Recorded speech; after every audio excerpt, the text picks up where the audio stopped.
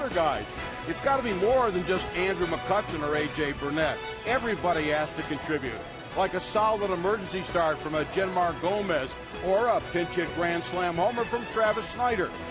Those kinds of contributions are the hallmark of a confident, winning baseball team, just like the Pirates are right now.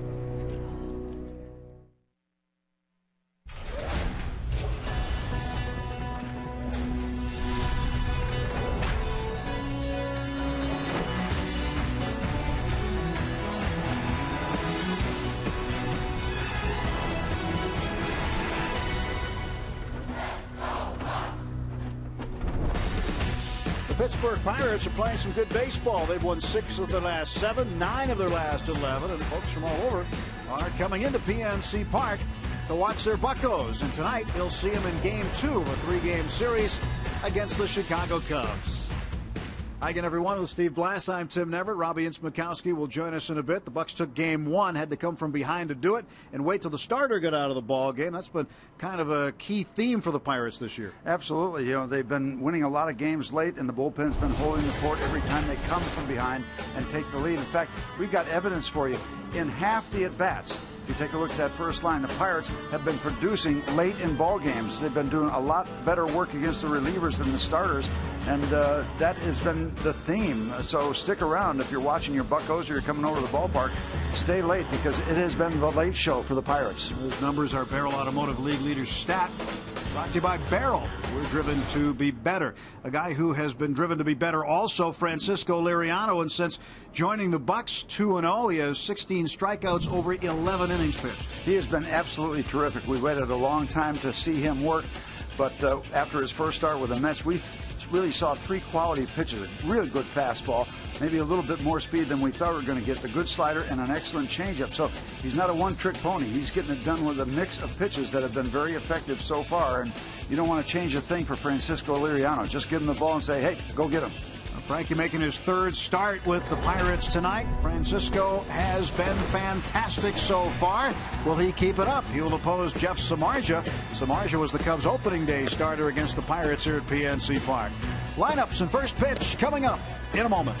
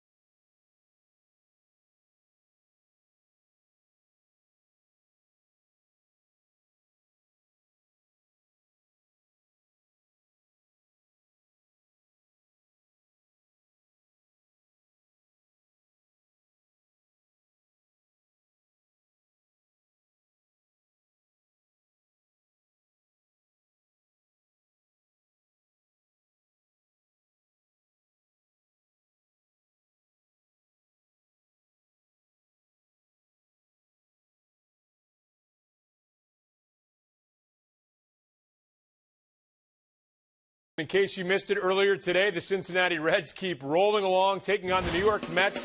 We pick it up in the top of the ninth. The game tied at 4. The Reds' Brandon Phillips hits a chopper down the first base line. It skips past first baseman Ike Davis into right field. Shin-Soo Choo comes home to score. The Reds add 2 more. They go on to win 7-4 to complete the 3-game sweep of the Mets. Let's go back to Tim and Steve now at PNC Park. Guys?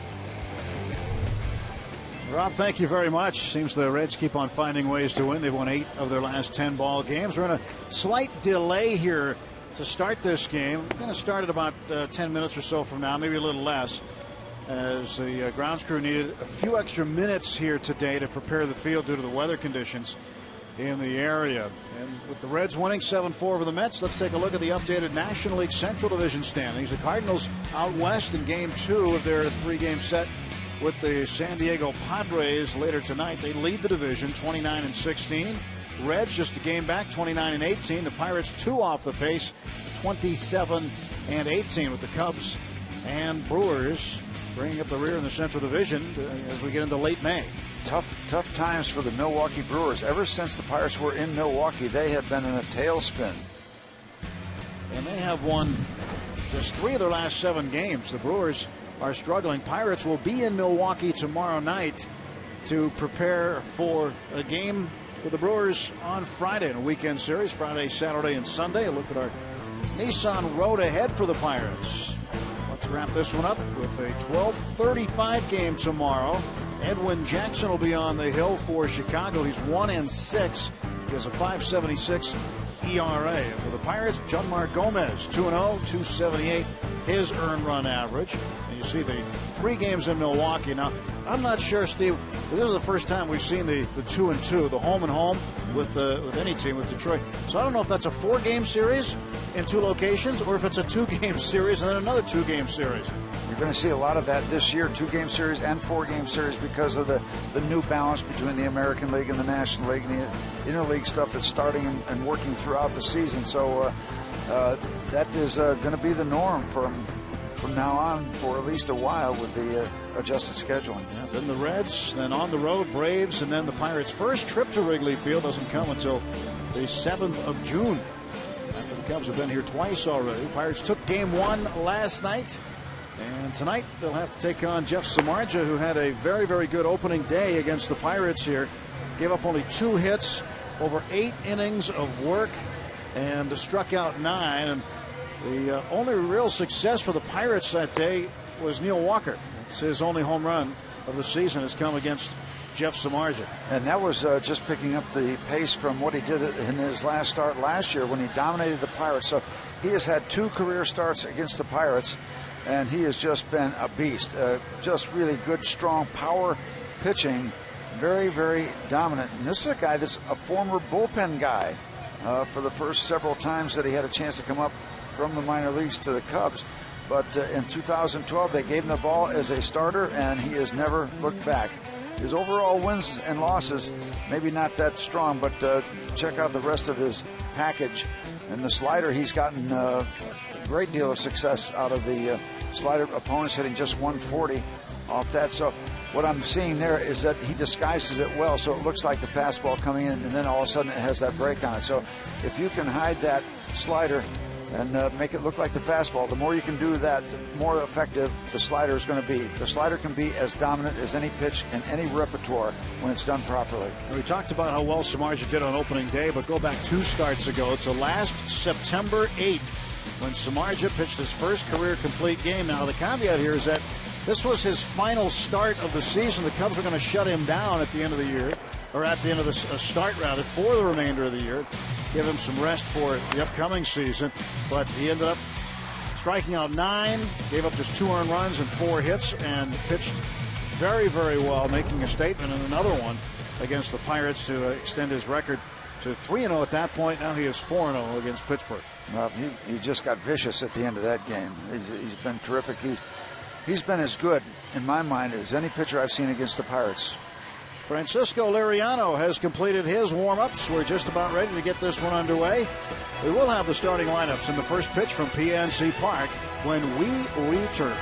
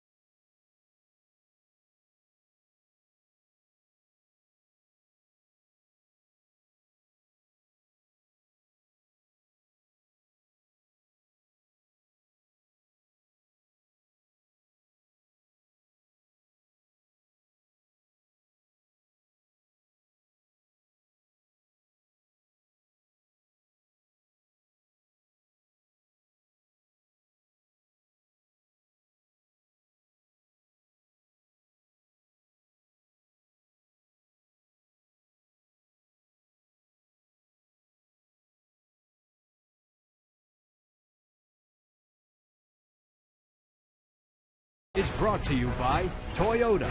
Now's the time to go places with Toyota. Visit buyatoyota.com for special offers. And by PNC for the achiever in you. Let's go Bucks. Francisco Liriano preparing for his third start as a Pirate. He is 2-0, and he has looked exceptionally good in both of his starts. Absolutely. And what you look at, the overview, along with the individual work he's done in both starts, is the solidification of a rotation. Remember 3 or 4 weeks ago, we were concerned because it was going okay. We were getting away with stuff, but it didn't have really that glue you looked at.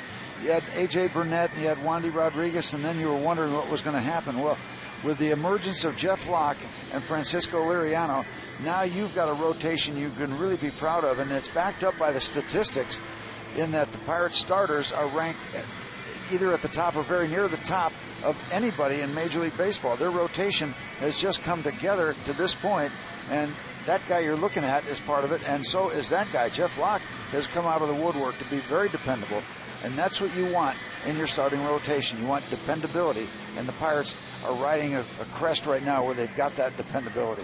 Yeah, Locke is 4-1. He'll start next on Saturday afternoon in Milwaukee, opposite a to-be-determined starter. Kyle Loesch is the probable starter, but it was announced today that Loesch, with an elbow issue, will miss his next start for the Brewers. So Locke will face somebody else on Saturday. And we might be catching the Brewers while they continue their slide.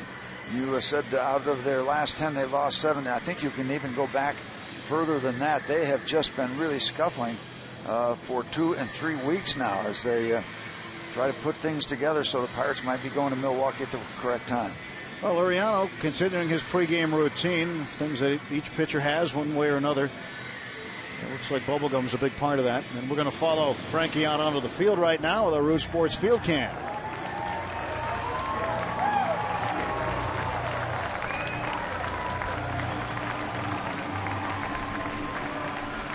Take you right out to the mound with tonight's starting pitcher.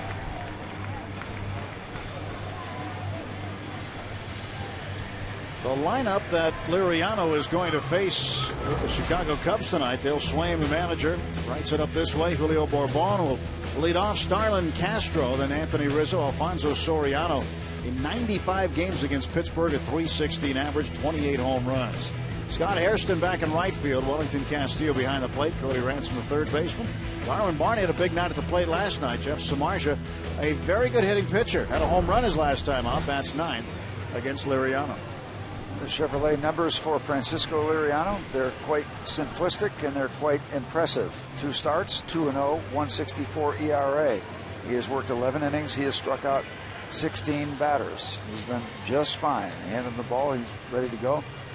He's won 55 Major League games. He has never beaten the Cubs, but he's only had 1 start against them. So this is his opportunity.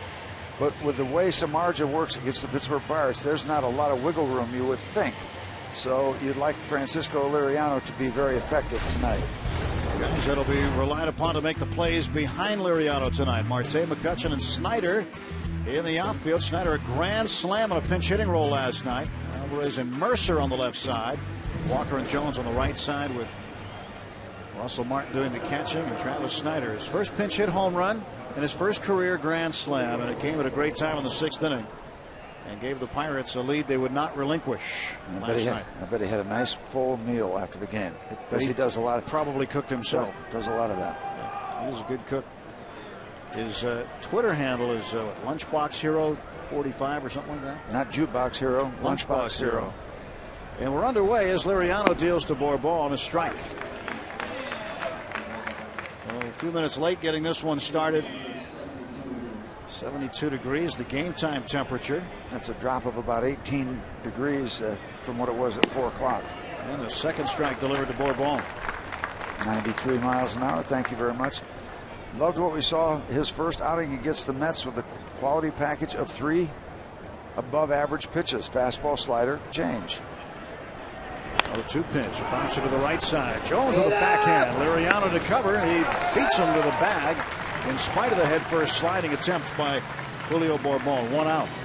Little tippy toes over there at first base. You don't want to get your foot underneath that runner coming by, so he just tiptoe over there, last couple steps, and get the ball from your first baseman. Well, looked like it took a little bit extra on its last hop to Jones. Jones had to reach out a little farther here in the last bounce. And what you want, as you saw right there, you want a strong, accurate throw. You don't want any lollipop thrown at you when you're trying to cover first base. You want something you can handle right away. Now that's an effort. When you come to the ballpark dressed like that, well, or undressed like that, that's an effort. A lot of paint being used on those guys. And Castro, ground ball to Jordy Mercer. 2 outs. Let's check in with Robbie right now. How's the weather? Well, right now it's fantastic, and they don't expect it to be a long-term thing. And the reason for the delay, about 6:30 it was raining, and they had a hard time getting the field set up with the weather conditions, so they didn't want to get both pitchers warmed up and then have them have to sit for another 10 minutes. So they opted to tell both managers that they were going to go on a 10-minute delay. They don't see anything on the radar, and it should be clear for the remainder of the night. However, Tim and Steve, as you well know, this is Pittsburgh, and it can rain at any single moment. Well, you're going to be responsible for it if it rains now. Expecting clear sailing for the Bucco ship. Well, Rizzo takes a strike, 0-1. Liriano winds and the pitch. Rizzo takes outside. You know, left-handed pitchers for the Pirates this year, the starters have combined to go 7-1 with a .261 earned run average and 12 starts at PNC Park. There's a lot of them. Yeah, Wandy last night got the win. So left-handed starters for the Bucks at home. That's been a successful formula. Nothing wrong with a 95-mile-an-hour fastball from Mr. Liriano. 1 ball, 2 strikes to Anthony Rizzo. Rizzo recently signed a 7-year deal worth $41 million. There's 2 options to it. He could earn $71 million over 9 years. And he's down on strikes. And Liriano, strikeout number 1. He retires the Cubs in order on just 8 pitches in the top of the first.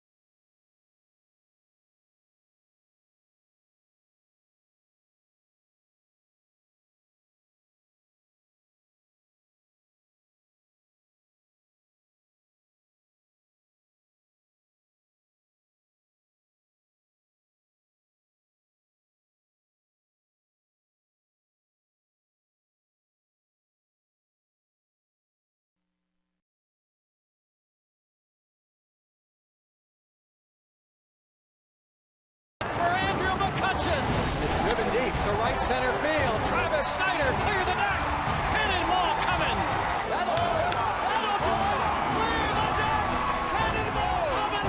Look out, Allegheny River. There she goes. Clear the deck. Cannonball coming. Grand salami for Travis Snyder. Some of the big home runs from this homestand that'll wrap up tomorrow, but Travis Snyder providing the big one last night, his first career grand slam. He also had a river ball, the 31st river ball in PNC Park history. And the Toyota starting lineup. Marte leads off, 309 hitter, then Snyder will bat second. Andrew McCutchen, Garrett Jones in the cleanup spot, Neil Walker the switch hitter batting 5th, Russell Martin in the 6th hole, Pedro Alvarez batting 7th, and Jordy Mercer playing shortstop hitting 8th with Liriano batting 9th, facing right-hander Jeff Samardzija. 2-5, 3.49 ERA, making his 10th start of the season. Well, Starling Marte didn't start the game last night, but he did finish it. He got a hit in his only at bat. It was in the 7th inning. And the rest of the numbers for Jeff Samardzija, former bullpen worker for the Cubs, starting last year, wound up 9-13. Marte quickly 0-2. Marte has hit 5 home runs this year. He's knocked in 17 runs. Well, Samardzija facing his first batter tonight. Right-hander's 0-2. That's up high. Samardzija 2 and 5, we just told you. And he got his first win since opening day in his last outing. He needed to hit a home run to do it. 2 balls and 2 strikes. Dominant against the Pirates, 4-0 with an ERA under 1. Had a 6-3 win on the 15th of May against the Colorado Rockies. He allowed 2 runs on 5 hits. Walked 2, struck out 7. Marte swings and misses. That ball in the dirt. Castillo down to Rizzo. Strikeout 2-3. The put out. 1 man is out in the Pirates' half of the first inning.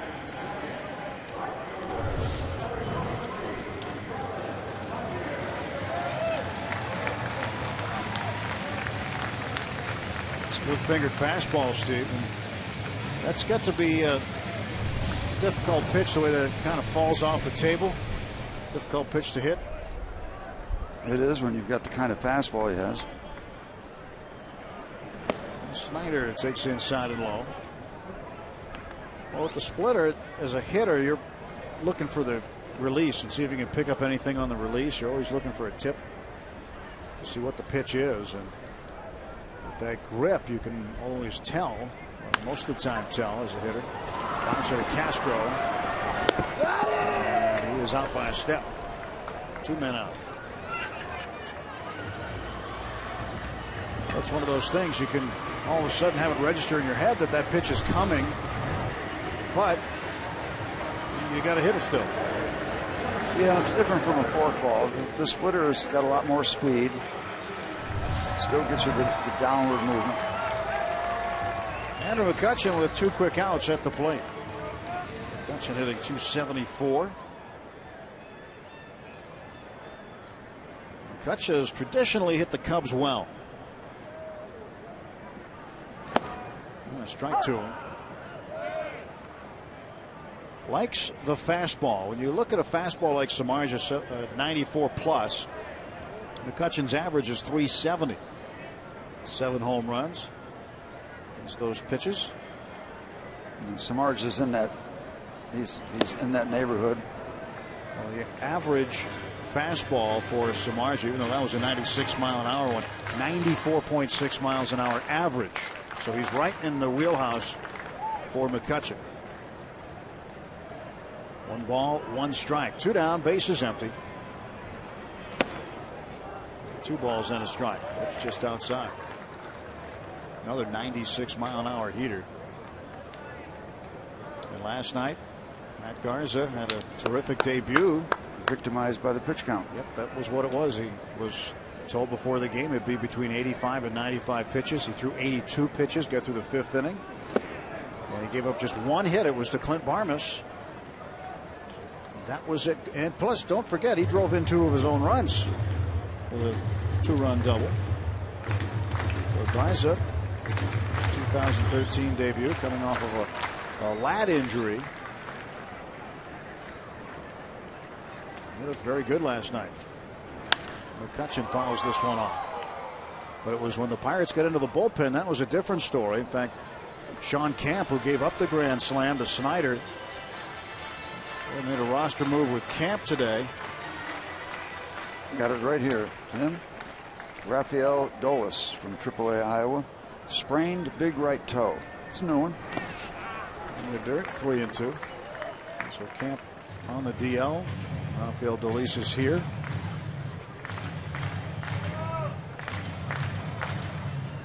Three balls, 2 strikes to McCutchen. Amazing how many times those injuries crop up after a bad night. Coincidence, perhaps. Always is. Just coincidental. 3-2. And McCutchen belts this one down the left field line. That's fair and in the corner.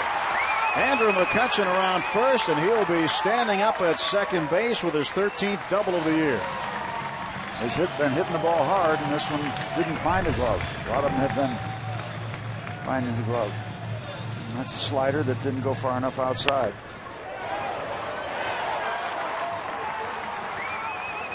Kicked out to Soriano out of the corner. A little easier for him. And not all those balls kick out because there's a space from the bottom of the padding to the dirt where a ball can just get caught in there and not bounce anywhere. Just enough of a separation for baseball. First inning double for McCutchen. Garrett Jones coming up trying to get Cutchin. Pirates with the first base runner of the game.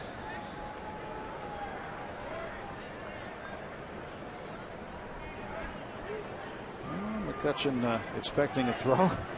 I think he got surprised there when Samardzija turned around. Jones, a 282 hitter. He has 5 homers, but the RBIs have been very good. 24 of them. He leads the club. That's going to get McCutchen in. Kutch will score. Jones will stop at first, and it's 1-0 Pittsburgh. RBI number 25 for Garrett. Solidly struck base hit. 2-out magic for the Pirates here in the first inning. There's 2-out offense.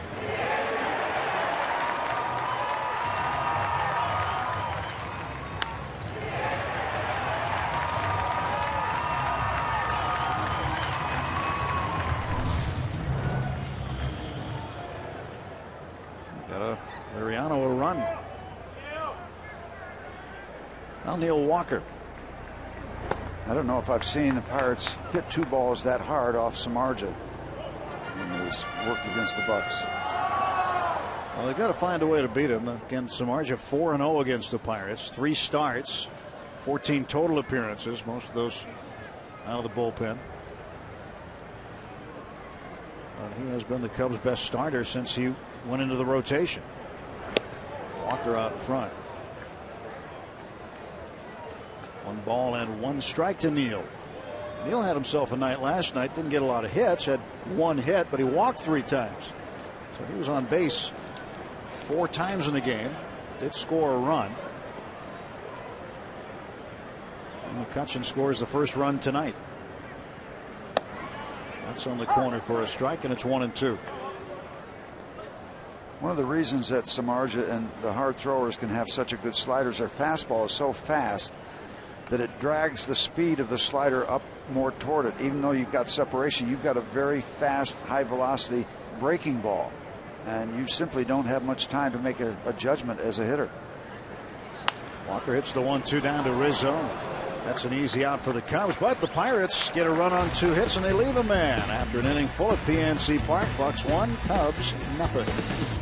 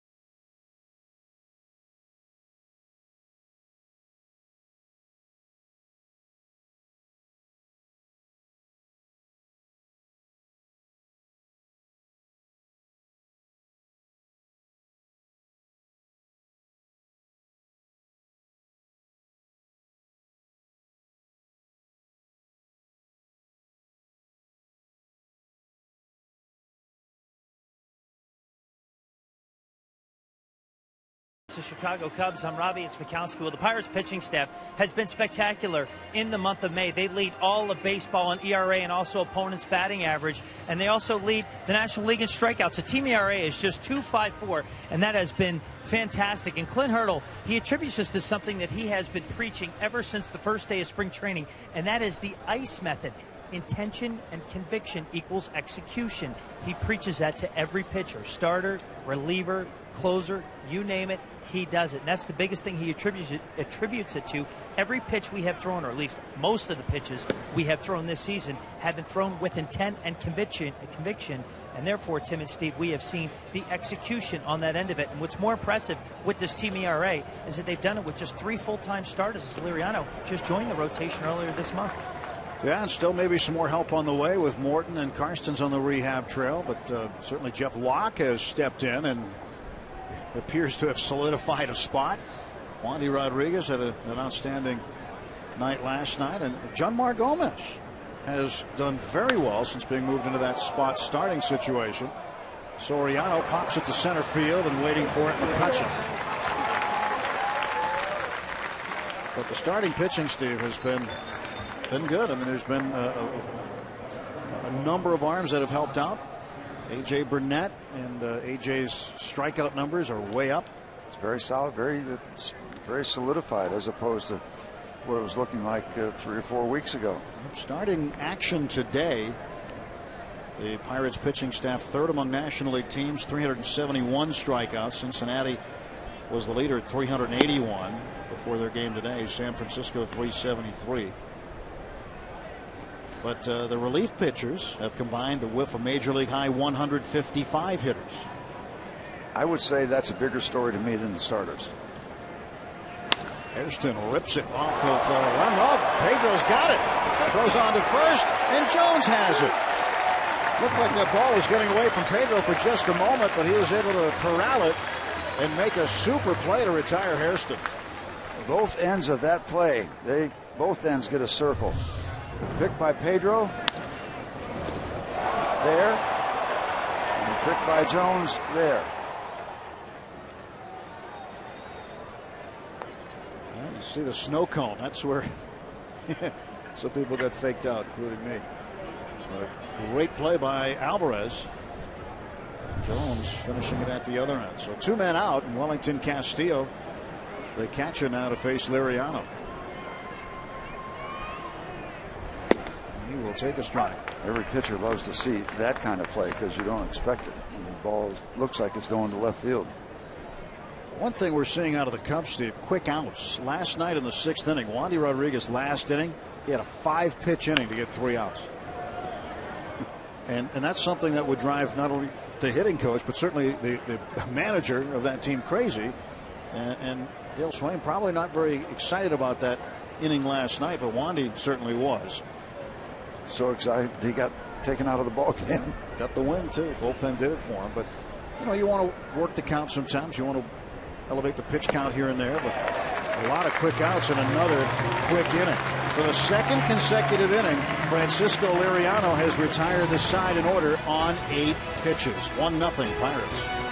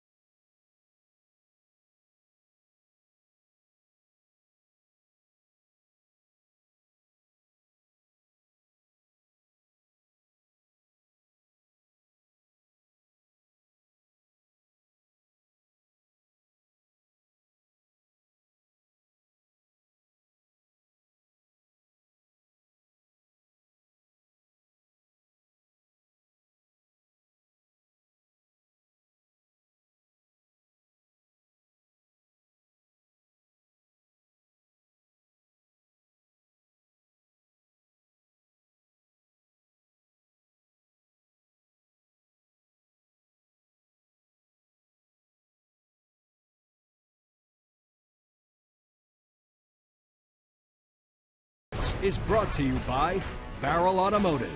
We're driven to be better. And by Day Automotive. We're going to make your day. Let's go, Bucs. Well, something going early on with Francisco Liriano. Pretty consistent through the first 2 innings pitched. Samardzija pitching to Russell Martin, and he delivers a strike.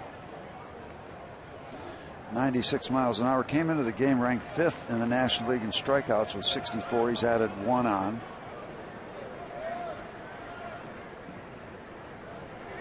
Martin's 0-1 pitch outside. 1 ball, 1 strike. Somebody had a brilliant idea of taking him out of the bullpen. He's big enough, strong enough.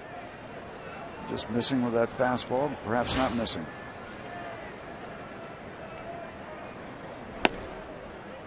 One and 2. Snaps one in there for a strike. 6'5", 225 pounds. As he works to Russell Martin.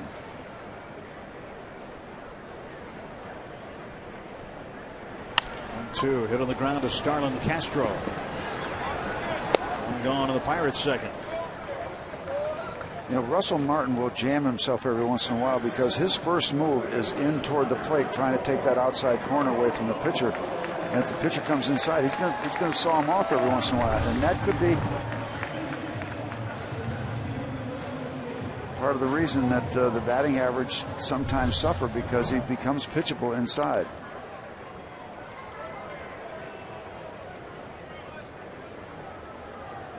So Martin back to the dugout and Pedro Alvarez to the plate.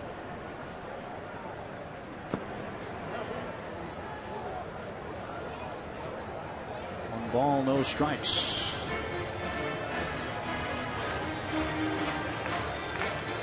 Well, Pedro, don't worry about the batting average for Alvarez because he's producing. 8 home runs, 22 runs batted in, 3rd in the ball club in runs produced. He's going to strike out sometimes. He's going to make some outs sometimes, but he's also going to lose a baseball. And he's got the club lead in home runs, too, with 8. And he hit the 32nd river ball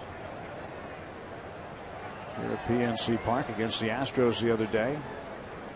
1-1 pitch. And that one is inside. Driven to run a game over his last 9 games. He's got to deal with a high 90s fastball and a slider that's around 90 miles an hour. Tough combination. Against the shift, Alvarez swings and fouls it off. And you think about the last home run that he hit, the one that he tucked inside the corner on Sunday. Opposite field, a lot of left-handed hitters just can't hit the ball there. Well, sometimes they can hit it in that direction, but I don't know if they can sustain height when you hit it that hard. Pedro down on strikes, and there are now 2 outs for the Pirates. New for 2013, it's the Pittsburgh Fantasy Camp weekend at PNC Park, September 5th through the 7th. Adult Pirates fans will spend the weekend playing games on the field and under the lights at PNC Park while being instructed and coached by Pirates alumni. All participants receive authentic uniforms and practice jerseys. It's a great opportunity for you. For more information, call 1-800-BUY-BUCKS. And it's going to be a lot of fun, too. You're going to be in charge of the Kangaroo Court for the fantasy camp here, too? I don't know. It's in September. I can't even think ahead to breakfast tomorrow. I mean, I know it's ahead of time, Steve. It is ahead of time. Let's see how the schedule plays out. Jordy Mercer smacks one out of play down the right side, and it's quickly 0-2 to Jordy. But I know fantasy camp in Florida, you are. That's a lock. You're the guy. Yep. Well, I'm not the guy, but that's a lock that I'll be there. You're the guy who handles the Kangaroo Court. Yep. Find guys for nobody escapes. You find guys for next to nothing. You just find breathing. Things. Breathing. 0-2's upstairs. What's the strangest thing you find a guy for? I can't say it. It's a family program. I'll call the parrot and tell him, and he'll tell me later. But the fun thing to do is getting guys to rat on each other. So when you rat on somebody, I find the guy you ratted on, then I find you for ratting. 1-2, and Mercer, another foul ball. Nobody escapes. McCutcheon and McKinley discuss some hitting.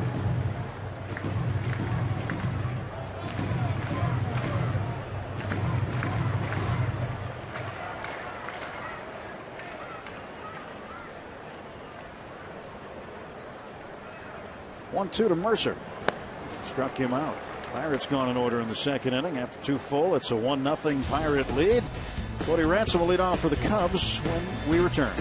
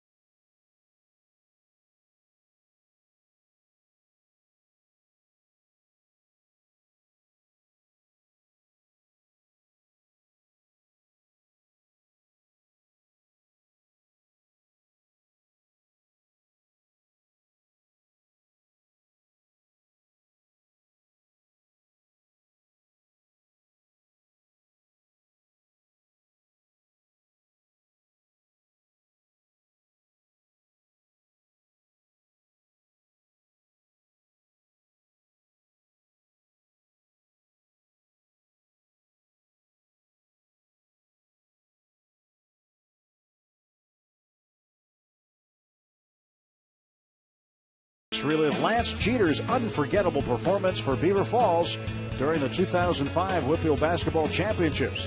Hear from Doug Biega, Jack Anderson, Marvin Emerson, Mike White, and Pat Paris as you watch one of the greatest games in Whitfield history. Sunday Night Classics, the Lance Jeter game, Sunday at 8 on Root Sports. Stir up some memories for some folks.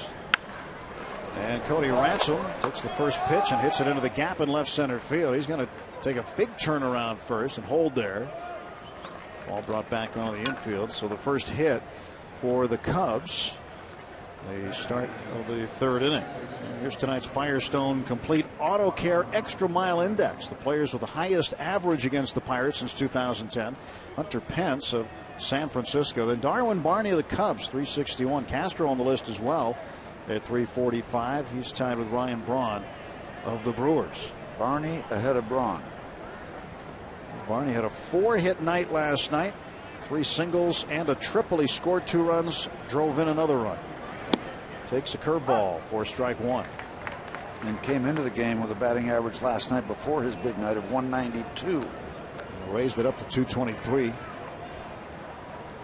Darwin Barney, another one of those young players that the Cubs figure will be in their lineup for a while. You've got Rizzo at first, Barney at second, Castro at shortstop. The rest probably still under construction. Even though Ransom's at third base now, they've used Luis Valbuena there. But probably on the market for a big slugging third baseman at some point in time.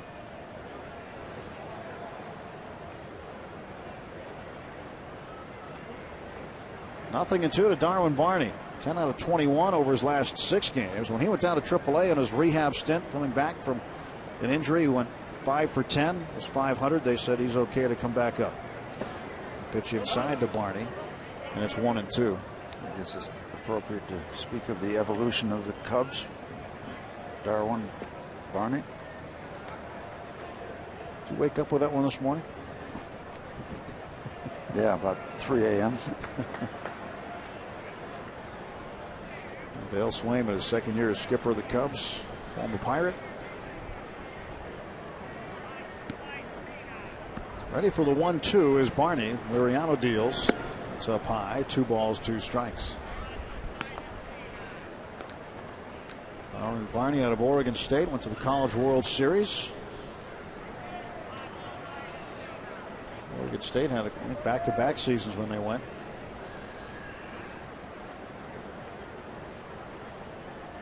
2 balls, 2 strikes to Barney. Stretched by Liriano. Ransom off of first. 3-2 the count.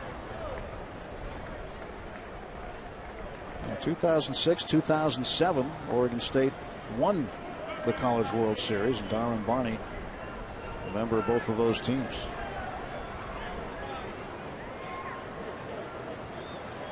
Jeff Samardzija on deck.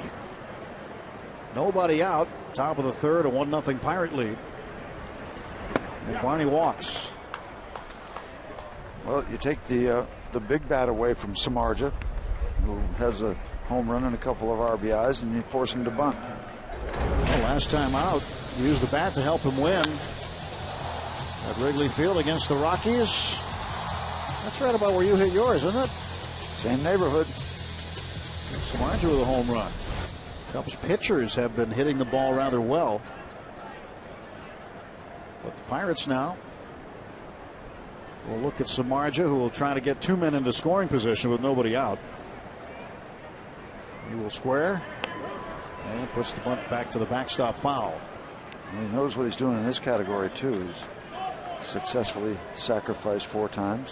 Well, the pitchers at the plate this month collectively hitting .316, 8 extra base hits. Garza had a double last night in his first plate appearance of the season.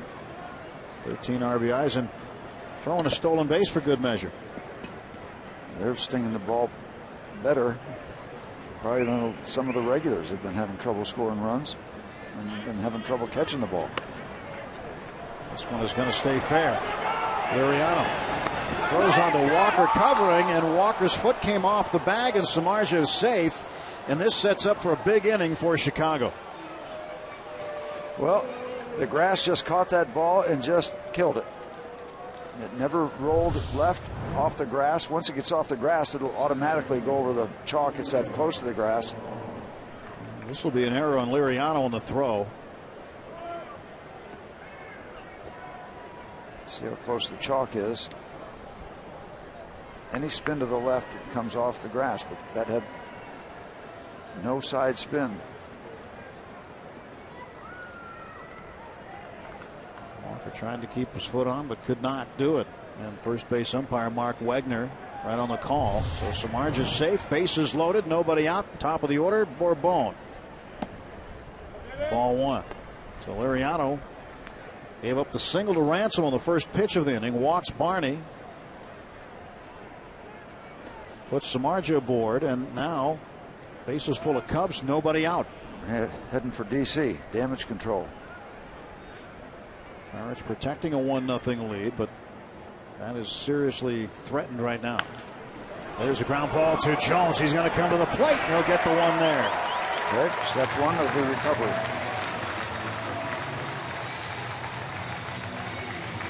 Everybody moves up a station. Ransom to the dugout. Barney down to third. Samardzija over to second. Bourbon on the fielder's choice at first.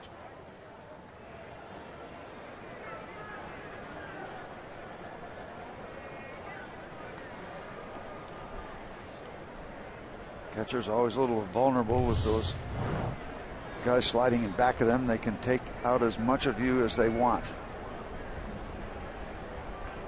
Starlin Castro 0 for 1. He grounded out to Mercer. Pirates playing for 2 in the middle. Pitch inside to Castro.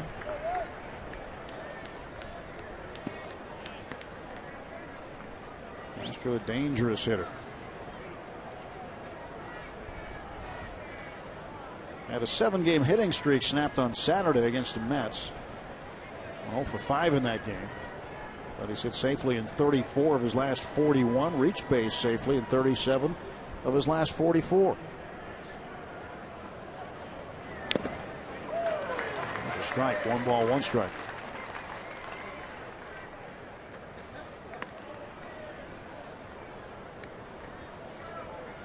.529 hits for Castro in his first 3 big league seasons.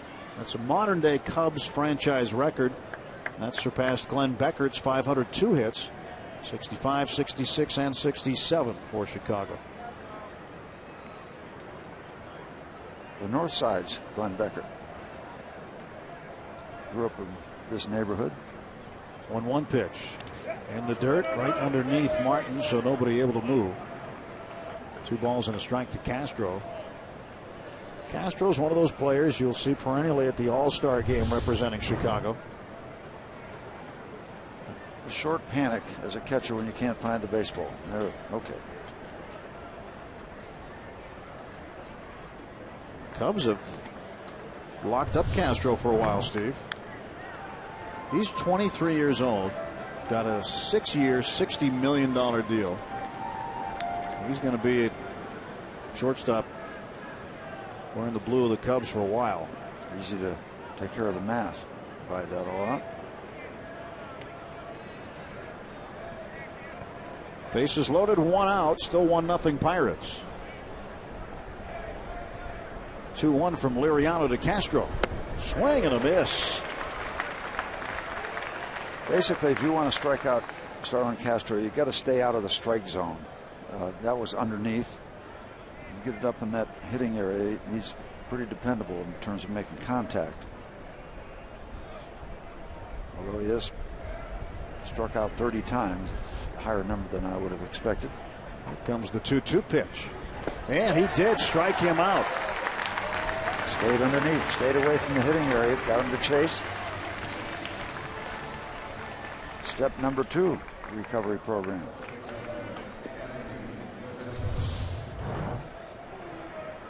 Nowhere near being a strike, and Castro is really frustrated that he chased that ball.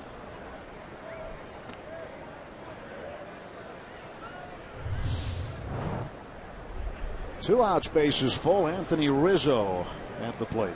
Rizzo struck out swinging to end the first.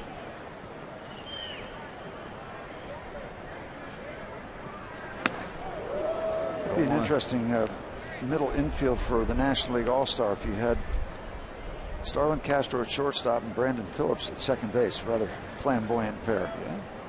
Yeah. You're right. And there's a chance that could happen. There's also a chance that Liriano can get out of this mess.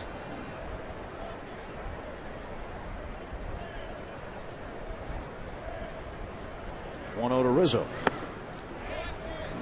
2 balls and no strikes. After loading the bases, able to get Bourbon to hit into a fielder's choice. Strikeout of Castro, 2 down. Ransom was forced at the plate on the fielder's choice by Bourbon. It's a tough spot behind in the count, 2-0. And Rizzo down the right field line. On the run, Snyder. He'll make the catch. And Francisco Liriano pulls off the Houdini. Gets out of a bases loaded, no out jam. 2.5 innings in the books. Pirates 1, Cubs nothing.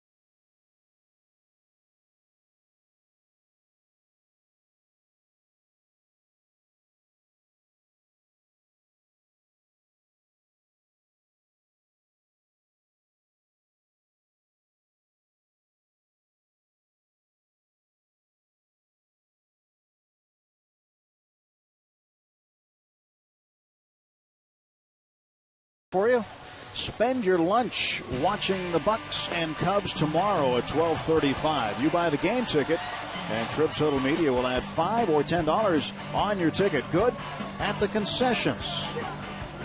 For your lunch with the Bucks tickets, go to pirates.com/lunch. Let's go Bucks. Those guys have the right idea. Okay. But tomorrow, have your lunch here. Early game, a getaway day game. Pirates jetting off to Milwaukee right after the game. Francisco Liriano. You should get a nice welcome by the fans here if they were paying attention to the top of the third inning.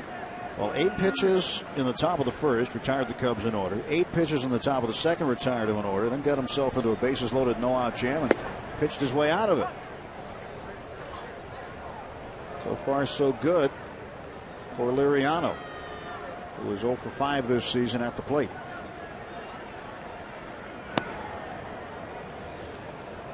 One ball and 1 strike to Frankie.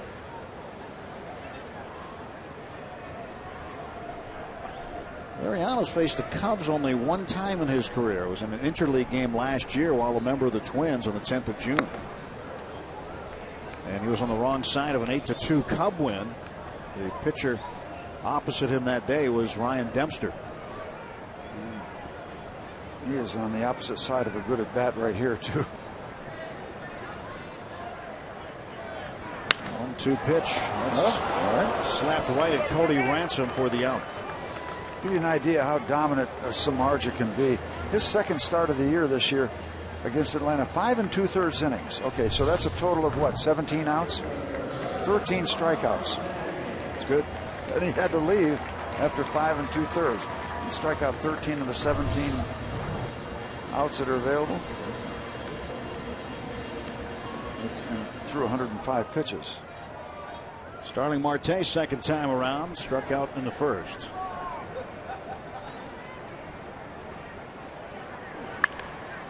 That one is a backhanded stop by Ransom and gets Marte by a step and a half.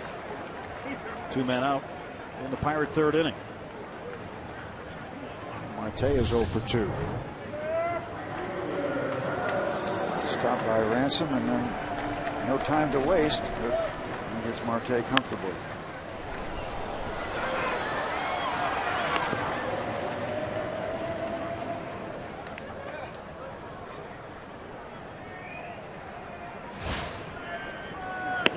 Snyder takes a good looking pitch for strike 1. Snyder grounded out to the shortstop Castro his first time up in the first inning.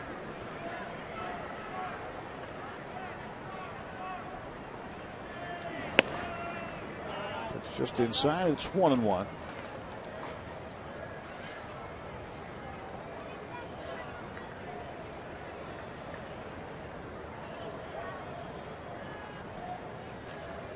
Samardzija waiting for his sign. Finally has it. Just on the outside edge again, and it's 1-2. Snyder came into the game tonight hitting .278, dropped 3 points after his last at bat to .275.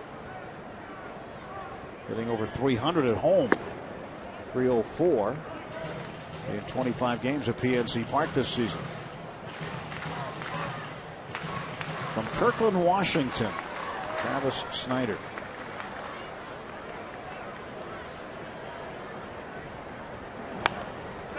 This one's fouled back. We'll go to the world of Twitter for you, Steve. And tonight's lineup, I believe, really shows the depth of the Bucks that the Bucks have this year. Threat from top to bottom. That's a good point. Yep, they are deeper. Bench much stronger. Well, Snyder out on strikes in the second straight inning. Samardzija has retired the Bucks 1-2-3. On to the fourth. Pirates 1 and the Cubs nothing.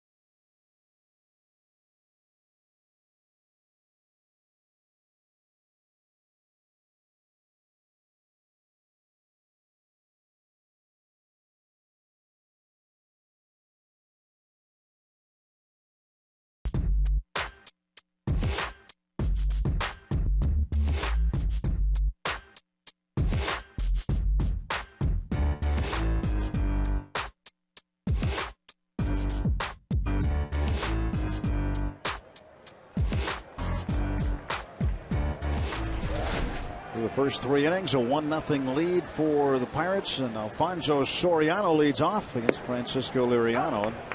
Strike 1 is delivered. The Cubs are 18-26, and you get that kind of inning that just happened to them at the top of the 3rd. Load the bases with the bottom 1/3 of the batting order, go up to the top, bases loaded, nobody out, and come out with no runs. That it's not devastating, but it really has to be discouraging. Liriano pumps in another strike to Soriano. Soriano flied to center field. His first at bat. Cutchin made the catch for the first out of the 2nd inning. 0-2 pitch. That's up high. Look at the pitch count by inning. 19 pitches, considering the bases were loaded with nobody out. Yeah, it probably felt like 119 to him. And he strikes out Soriano. 1 gone. 4th strikeout for Liriano.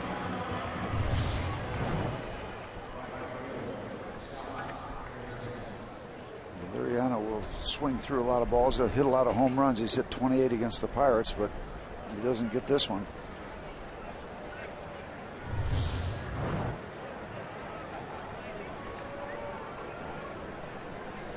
Scott Hairston, the batter, facing Francisco.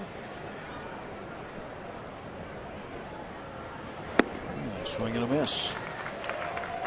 Hairston hitting just 113. He's 0 for 1. In fact, Pedro made a snow cone play on him, diving to his left in the 2nd inning. It was a terrific play on both ends. Garrett Jones picked up the bounce at first base and completed the play. What impressed me, we saw it with the AGH cam, was that Pedro had a snow cone when he first got the ball, and then he goes down on the ground. You'd think the impact might jump it out right out the top of his glove, but it didn't. It still stayed there enough where he could grip the ball and make the play. Ground ball that direction. Jordy Mercer will make an error. Well, Mercer can't make the routine play on the ground ball. He had to charge, and Hairston is aboard. It'll be the 2nd error for the Pirates tonight. In between hop, couldn't get the glove around it. It's up off the heel.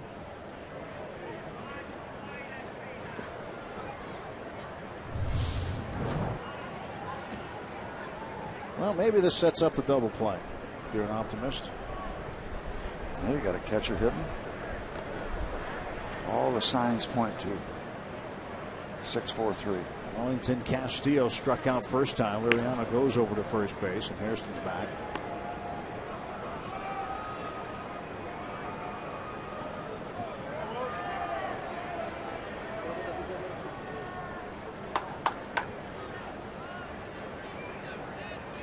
Castillo awaits the pitch from Liriano. Wants it inside. Got it inside, but a bit too low. As Castillo was emerging as the Cubs' top prospect as a catcher, there was a Pittsburgh area guy who was competing for that as well. Blake Lally, who we just saw here recently with the Brewers. And then Blake, at the end of that series, was sent back. He was Neil Walker's teammate at Pine Richland. Castillo ended up being ahead of him. There's a line shot right at Marte, and he makes the catch. And there are now 2 out.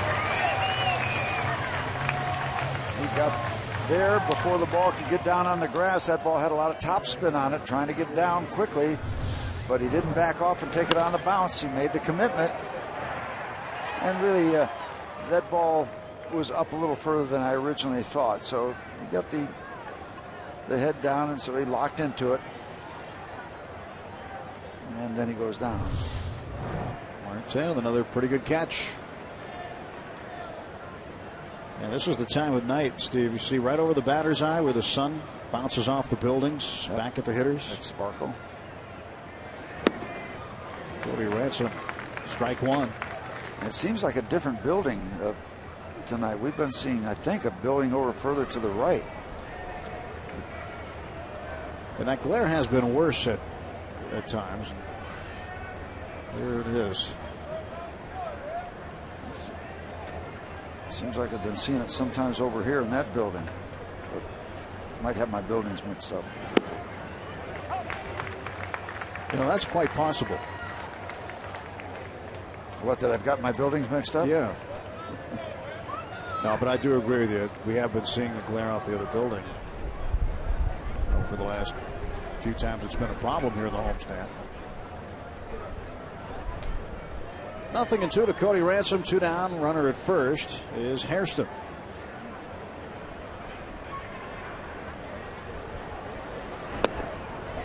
One ball and 2 strikes.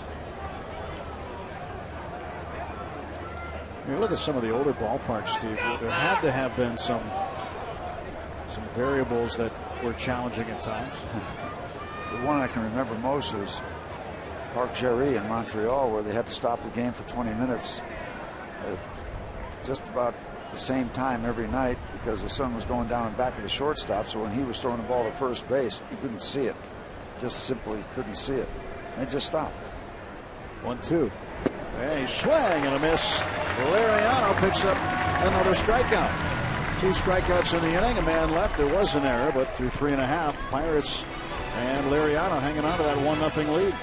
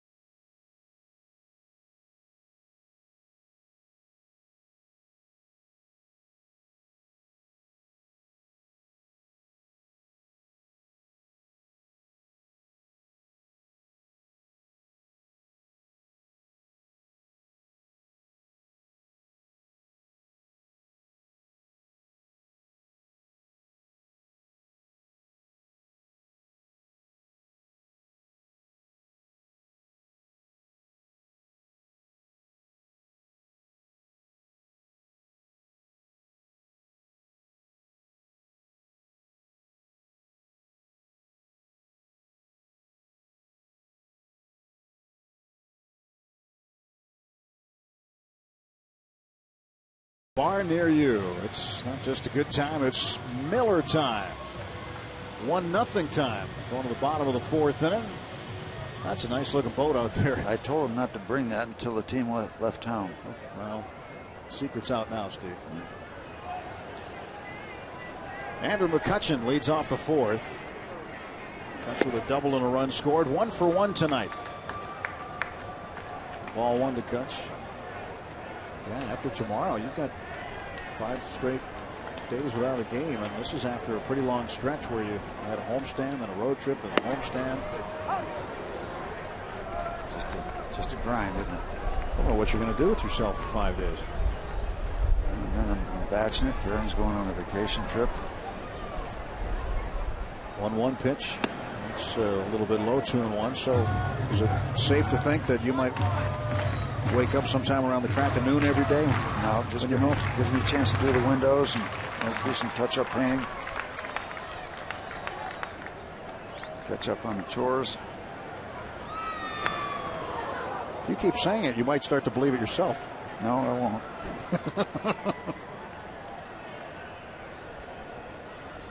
Now, you're going to have a list left for you of things to do? Oh, yeah. Yeah, there's always the to-do list.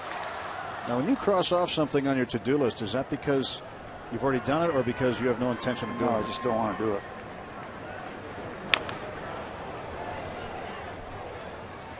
Now we got some Little League games. The Red Bantams, grandson's playing over the weekend. Holiday golf going on. Holiday weekend. .327 career hitter against the Cubs is McCutchen. And he hammers it to right field and deep. This ball is back, and this ball is off the top of the wall. McCutchen in with his second double.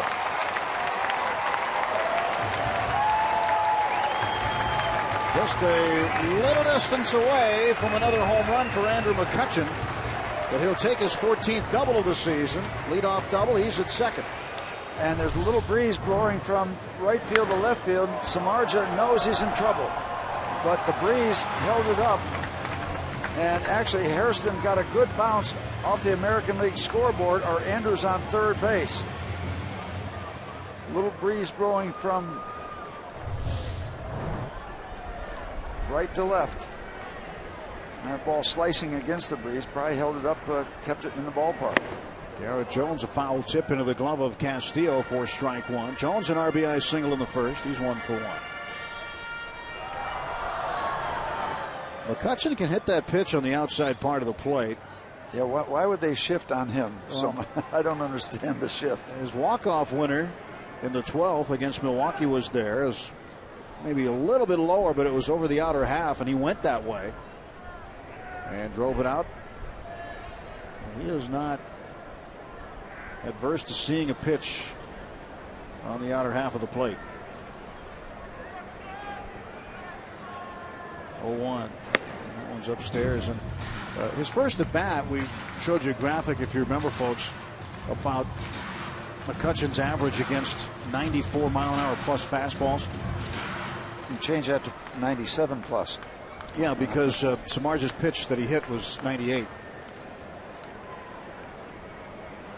That's outside 2-1. Well, Andrew can be that quick through the hitting zone. And even though you're that quick as Andrew is, you're still behind. You're going to hit it to the opposite field.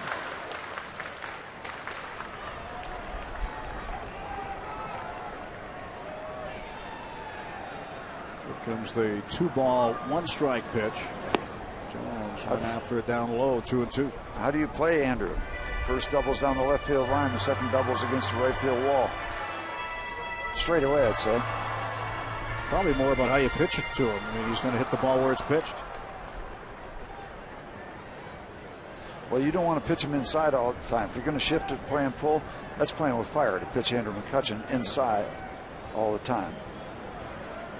And when you pitch him outside, he can still hit it a long way. Got good opposite field power. We're starting to see Kutch heat up here at the end of May. That's a good sign. Remember the June and July he had last year. He's hitting the ball hard. He's the best player in the game for 2 months, for sure. 2-2 pitch. And Jones strikes out.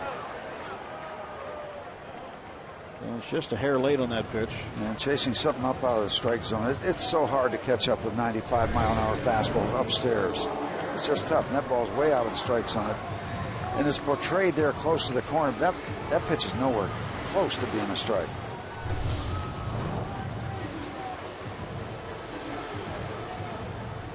Jones 1 for 2. Batter now for the Bucks is Neil Walker. And you would have loved to found a way just to nudge Andrew over to third base, because you don't expect to see a whole lot of offense tonight with the way these guys are pitching. Pirates are fortunate enough to get into the bullpen last night. And they were able to open it up. Well, they got to Hector Rondon, James Russell, who suffered the loss. Sean Camp gave up a hit. Pretty big hit. Grand slam. Well, Russell came in, walked one batter, and got the L. Yeah, it happened to be the 4th run to come across, and then nothing really changed in terms of the outcome at that point, so he was hung with the loss, facing Pedro Alvarez and walking him. I guess that's the opposite of being a vulture, coming in, facing one batter, and getting a win. It was the opposite way. I just saw Francisco Liriano a moment ago. The Pirate bats love to get him some more runs, get him some run support tonight. Yeah, you don't come back every night, and the Pirates have been doing a lot of late work to win ball games, whether it's a lot of offense or just enough offense. But you can't make that a lifestyle. Well, with a win tonight, the Pirates would take the series. They would take every series on this homestand with a chance to sweep tomorrow, but still a long way to go. We're in the bottom of the 4th, just a 1-0 lead. Getting out of the way is Walker. And if the Pirates do win this ball game, we certainly hope they do, you will come back to the top of the third when Liriano saved the bacon.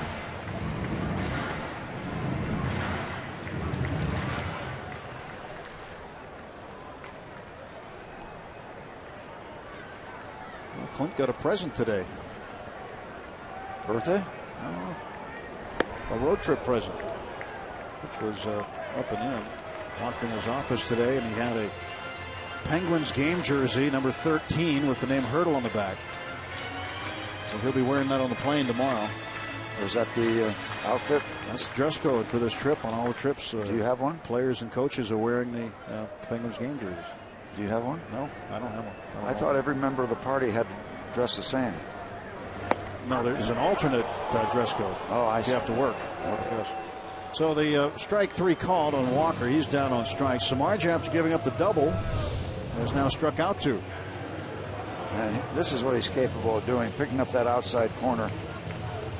That's the backdoor slider. It's going to stay outside, and it doesn't. So he's trying to do a little something along the lines of what Liriano did. Get in trouble with a double, lead off double, and leave him there. Pitch to Russell Martin as a strike. Walker not too happy right now. This game is a game of ups and downs. It's a game of emotion. It's a game of controlling your emotion when you fail. And sometimes things are out of your control and you fail. It makes you even more frustrated, but it takes a long time to learn how to control yourself, doesn't it? Controlled aggression.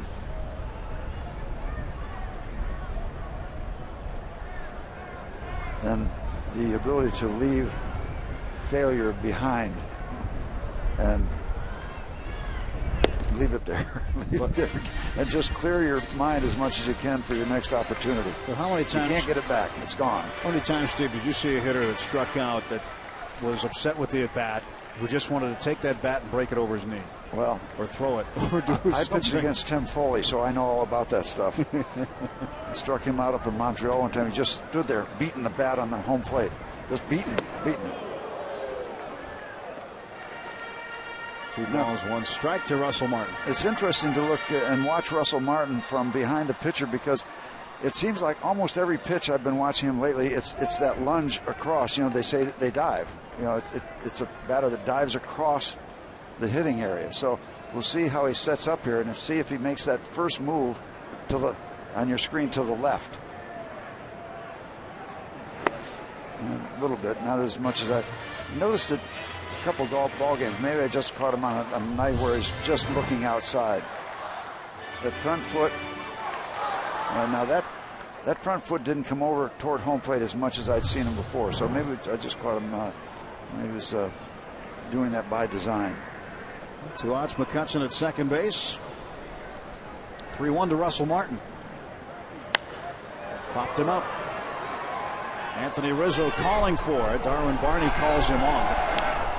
And the Pirates waste the opportunity that Andrew McCutchen gave him with a leadoff double. On to the 5th.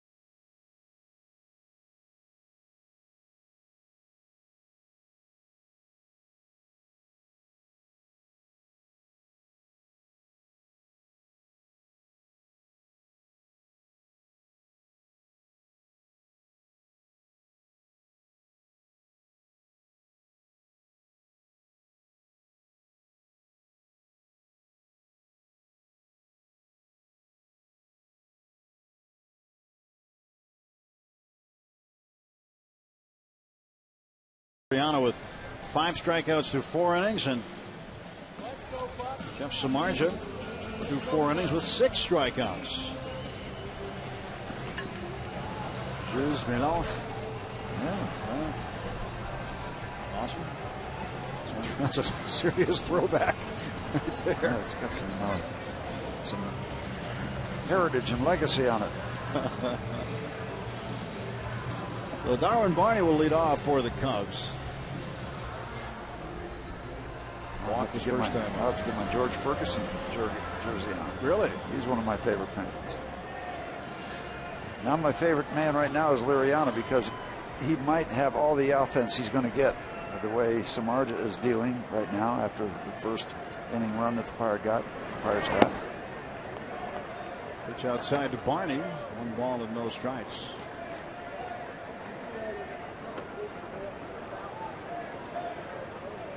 There's the 1-0 pitch. That's fouled back. And Russell Martin's going to wear a throwback on the plane. He's going to wear a Mario Lemieux. Pretty good choice. Yeah, well, he's a big Montreal Canadiens fan, and it's hard for him to wear a jersey of any other team, but I think he could make an exception for Lemieux, also from Quebec. I'm still mystified by why there's 2 different dress codes on the trip, because when I went to New York, it was the same for everybody. I know. I guess things change. 2-1 pitch. This one in the air to right. And Snyder under it. One out for the Cubs. Here's tonight's AGH Sports Medicine injury update. Down in Indianapolis, Victor Black left last night's game with a left oblique strain. He has a .262 earned run average, 11 saves for the Indians, and has struck out 33 in 24 innings. He's having a very good year, but sidelined right now. Our injury update brought to you by our friends at Allegheny Sports Medicine, official medical provider of the Pirates. Jeff Samardzija, 1 ball and no strikes. Samardzija, an excellent athlete. You know his history as a college football player, an All-American at Notre Dame. And he takes a strike. 1 ball and 1 strike. Valparaiso, Indiana. Jeff Samardzija. 1-1 pitch. It's outside. 2-1 the count. Wind is becoming a factor. I don't know if stuff is moving in or moving out, but there's a pretty good breeze now blowing out to left field. There's a 2-ball 1 strike offering, and Samardzija waves and misses. 2-1. 2-2 is the accurate count with 1 out. The base is empty. I'd hate to accuse a guy from Notre Dame of guessing and trying to cheat, but he was looking for a fastball there and didn't get it. He was trying to ambush the fastball, couldn't do it. And that's through the 5-hole. 3-2. Breeze blowing out to left. We got to the ballpark today, Steve. It was what, between 88 and 86, somewhere in there? Mm-hmm. And game time temperature 72. Up in the air to left center field, and drifting over is Starling Marte, called off by McCutcheon. 2 out.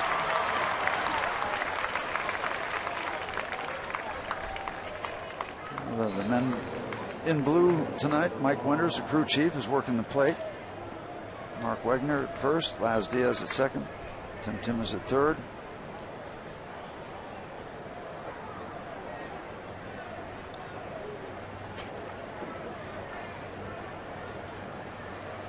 Two outs, base is empty. Top of the order, center fielder Julio Bourbon is 0 for 2. Reached on a fielder's choice in the 3rd inning, and on that play, with the bases loaded, Cody Ransom was going to the plate. Ground ball he hit was to Garrett Jones. Jones backhanded it through the plate, and Martin bit the force out to prevent the tying run from scoring.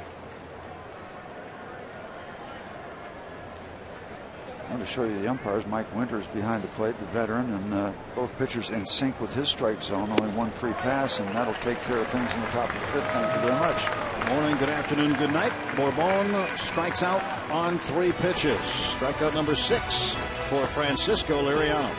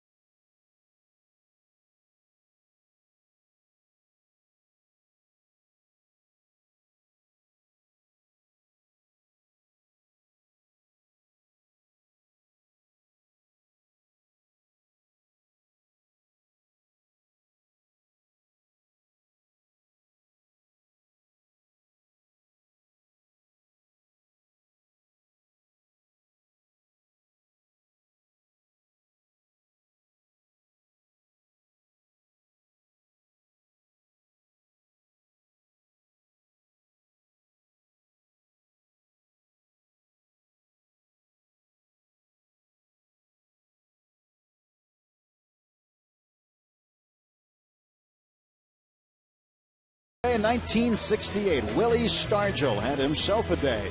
Against the Cubs at Wrigley, he went 5 for 5 with 3 home runs, 2 coming off Joe Niekro, and came within inches of adding a 4th. Willie had a 7 RBI day and even added his 3rd stolen base of the season. Bucks would defeat the Cubs 13-6. Thanks to Day Automotive, we're going to make your day. I don't know what the total numbers for Willie was against the Cubs, but it seemed like to me he scorched them. I mean, he hurt the Cubs constantly. Here's the Cub killer. And that, by the way, that was done in the year of the pitcher. So it 19 runs that particular day. That's what can happen at Wrigley. Pedro Alvarez leading off the Pirates half of the 5th. Now to play down the left side. It's 0-2. Now see, that's a legitimate foul ball from the left-hand batter that keeps slicing and slicing. But the ball he hit the other day was hit so hard it didn't have time to slice. It was just hit so hard it didn't have the conventional slice that you see off a left-hand bat in that direction. 0-2, swung on and missed, and down on strikes for the 2nd time tonight is Pedro Alvarez. 7 strikeouts for Samardzija. And you might have to win this one 1-0 like you did Sunday afternoon. A lot of sink on something off speed. Bottom fell out of that ball like a splitter. Pirates had a couple of hard hit balls in the 1st inning. McCutchen and Jones. Jones producing with an RBI base hit to get McCutchen around after his first 2 doubles tonight. And then McCutchen's 2nd hard hit ball high off the right field wall for his 2nd double. So McCutchen having success. The rest of the Pirates, with the exception of Garrett Jones, 1 for 2, are struggling against Samardzija. Samardzija really settled down since giving up that single run in the 1st inning. Jordy Mercer takes ball 2. And that split finger fastball gripped almost like a forkball, the old Elroy face forkball. Different speed than split finger fastball by definition. Its name is faster. Pitch in for a strike. The great line that Elroy always had, and I've said it so often, the difference between a split finger fastball and a forkball, and Elroy said about $4 million a year. The split finger fastball. Answer. Yeah, the splitter was the darling of baseball for a few years. Hot shot off the glove of Castro. Threw it before he had it.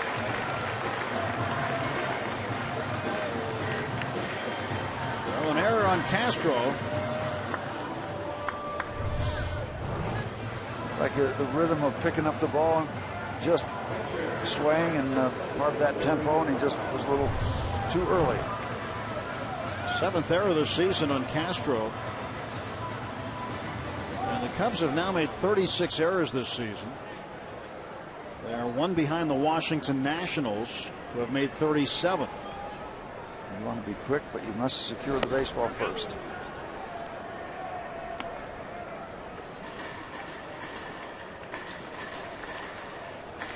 Liriano lined out sharply to 3rd base in a 2-strike pitch in the 3rd inning. But Cubs expecting him to lay one down as Cody Ransom plays way in at 3rd. Comes in fair territory, and this could be trouble. Safe at first is Liriano, knowing that he had to hustle after the bad bunt.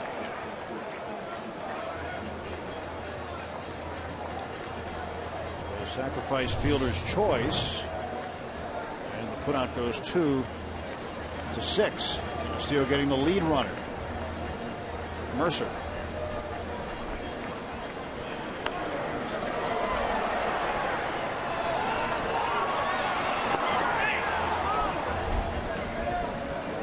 Liriano just barely beat that throw. Yeah, he's not probably going to be a threat to steal 2nd base either with that kind of speed.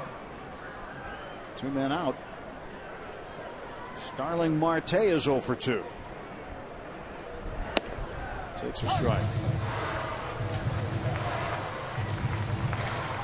Yeah, that move out of the batter's box by Liriano, I'm surprised that the Cubs didn't turn the double play. A little bit of a shortstop side throw to 2nd base, that might have been the factor.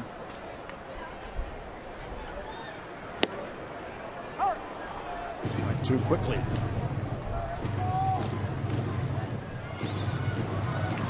So we got ourselves a duel going here. The guys on the hill. Kind of as advertised with what Samardzija has done against us and the way Liriano has worked his first 2 starts. Martes, 0-2 pitch into left field, and right there is Soriano. The Pirates done in the 5th. We'll head to inning number 6 at PNC Park.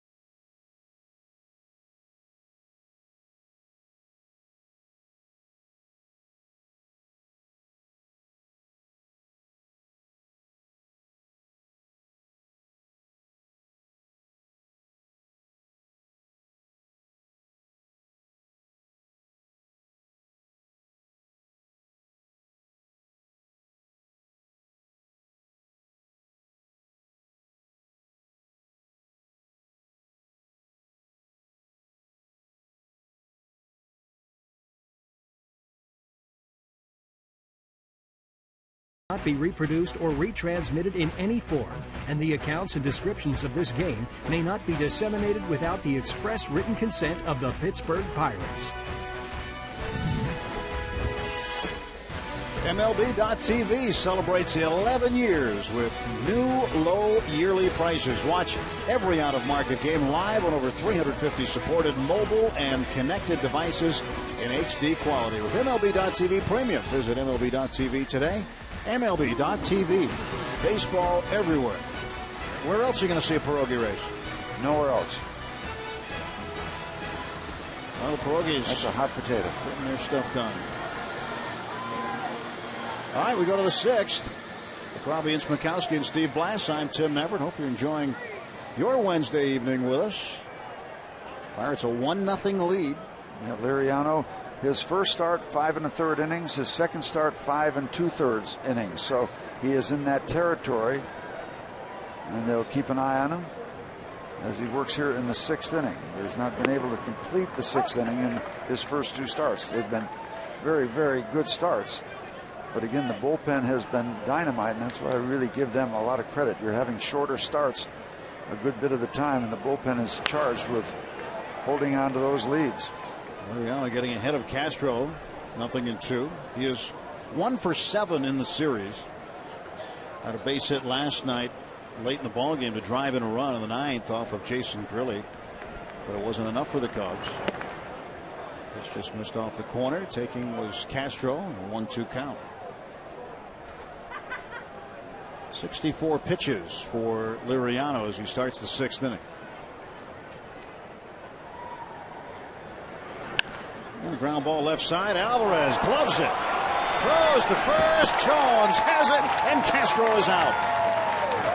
Another sparkling play by Pedro Alvarez at third base. And Garrett Jones at first base, kind of replica of the earlier play in the 2nd inning against Hairston. And really, really outstanding work. You know, you got a 1-0 ball game here. Leadoff man's going to be on first base, but no, he's not going to be on first base because Pedro, with the extension and pulling it back to be able to set himself to make a play, and then the pick on the kind of semi-short hop by Garrett Jones. Now Rizzo takes a big cut. 0-1 to Anthony Rizzo. Alvarez at the end of that play. Saying, oh yeah. I don't know if he's saying, oh yeah, or I didn't like my throw. Got it done, though. Garrett Jones cleaned that up. That's 2 to Rizzo. That's so big. Those kind of plays. 1-0 ball game. Leadoff man.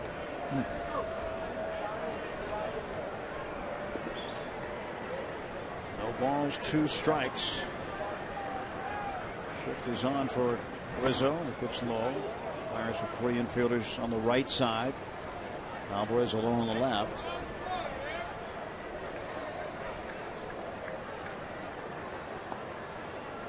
Now it's time. 98 pitches against Milwaukee. The win for Francisco.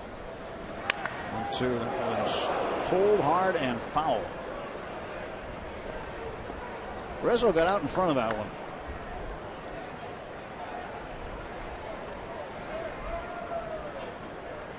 Ten home runs on the year, 30 runs batted in.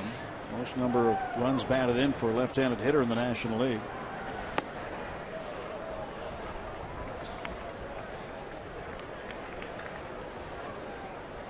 Big time matchup, and another one to follow with Soriano with his power possibilities when he guesses right. Swing and a miss, and Rizzo down on strikes. 89 miles an hour, or 80, 88, 90, right in that range, but kind of a cut pitch, cutter, slider, not a perfecta. That's a perfect delivery. Alfonso Soriano. And you look at this because there's 2 outs. You get on the other side of Soriano, you're going to be working down in the bottom part of the batting order, not as much of a threat by comparison. So you can look at a 7th inning that might be a little more comfortable than this one if he gets on the other side of Soriano, because here's where your strength of the Chicago batting order is, in the 6th. And so Liriano has not gone into the 7th inning. So an efficient, tidy 6 could take him into the 7th with maybe less of a challenge in front of him. You see 3 infielders on the left side. So the opposite shift of what you just saw the Pirates line up in against Anthony Rizzo, the left-handed hitter. Soriano, the right-handed hitter, gets 3 guys on the left and Jones alone on the right. Well, the shift really works good when you strike the guy out. It works especially well, doesn't it? Yeah, it does. 2 balls and a strike.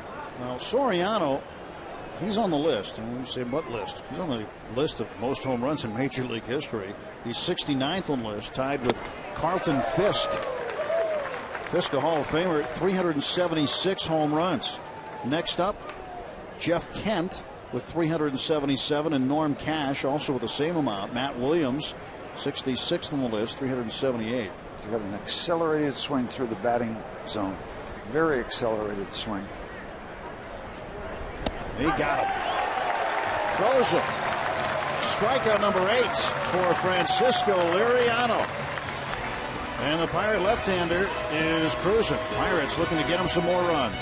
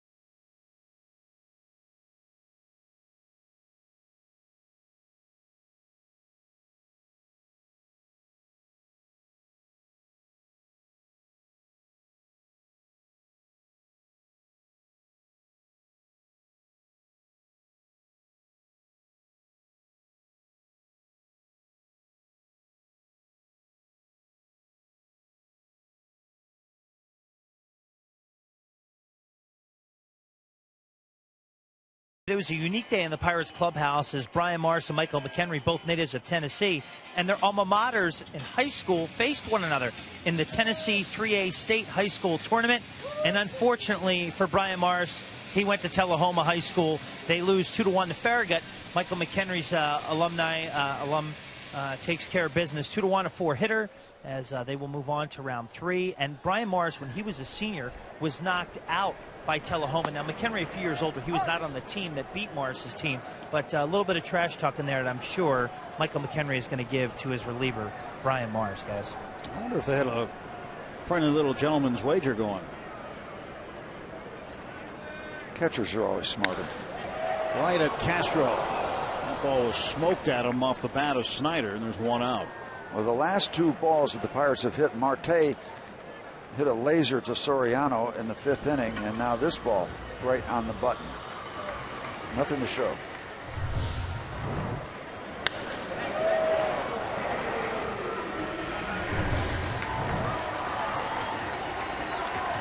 Andrew McCutchen back up. Here comes the Pirate offense. Yeah. Samardzija has been unable to solve McCutchen. Only thing Andrew can do now is hit it over the wall in center field. That'll really mess up their alignments. And he tried to do it. And you look at the defensive alignment right now, it's straight away. Very straight away against Andrew. Just line up traditionally and take your chances because he can hit it to all parts of the forest. 1 out, nobody on, the 0-1. It's inside, 1 ball, 1 strike. Left field corner, right field wall. Playing straight away. This month, McCutchen hitting .333. He's raised his average to .283, and if he keeps this up, it's a matter of time before he gets back to the .300 mark and over that.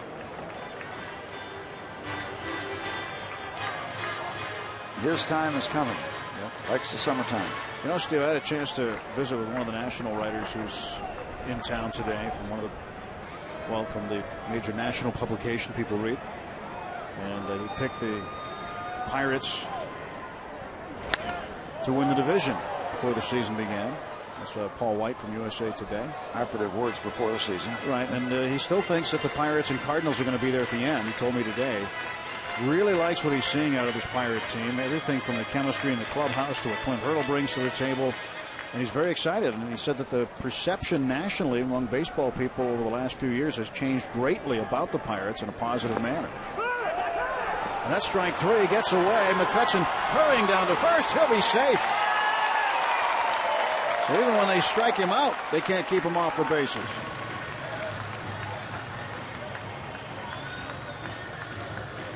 Well, you take what they give you, Andrew. Breaking ball down, gets away from Castillo, and I wonder if he loses his footing at the end when he picks it up, and then couldn't get his footing again. Kind of double clutched even when he got to the ball as he was trying to unload. Maybe the combination of Andrew's speed and that little glitch. So the strikeout and the wild pitch. Yes, McCutchen aboard. See what Castillo saw. He just saw a comet running to first base. Andrew was out of town. Throw to first, and there he goes. So with 1 out here and Jones at the plate.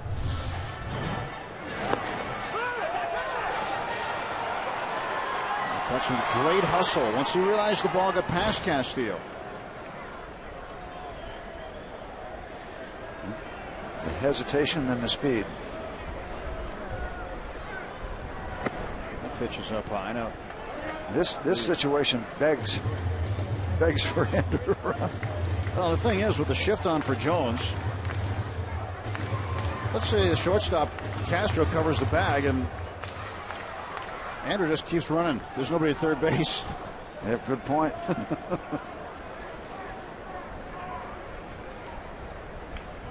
1-0 to Jones. And now it's 1-1. Really no indication of the body language of Andrew that he's going to go, but well, I guess I put it the other way. I would be surprised if he didn't go.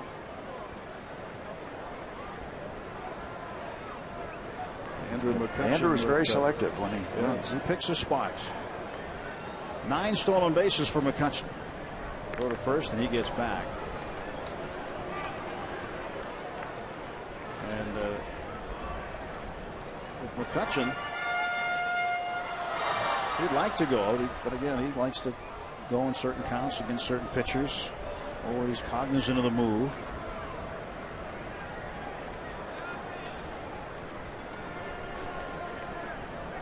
Stretched by Samardzija, and the 1-1 coming to Garrett.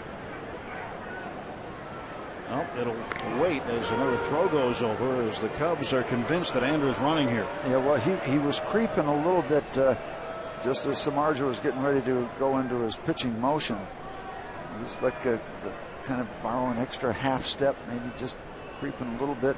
He's out there pretty good. He's got a running type lead, let's put it that way. 2-1 to Jones. Jones had an RBI single in the first inning that drove in McCutchen after his 2-out double.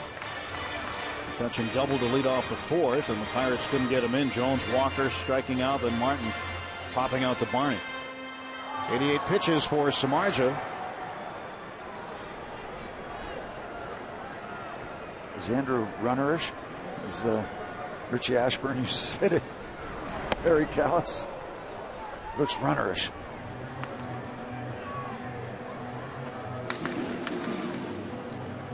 Two balls, two strikes.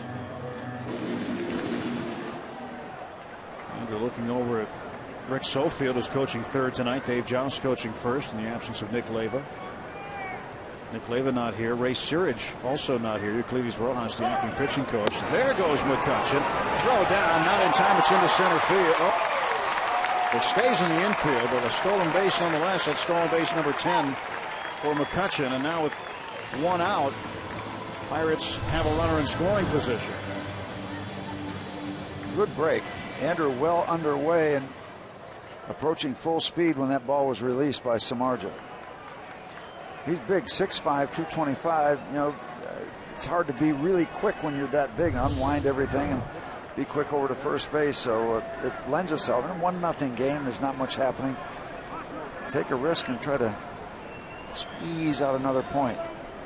Well, the Cubs, once McCutchen was going, the way they defended that was they had Starlin Castro, the shortstop, who was actually closest to the bag. He broke for third to cover third.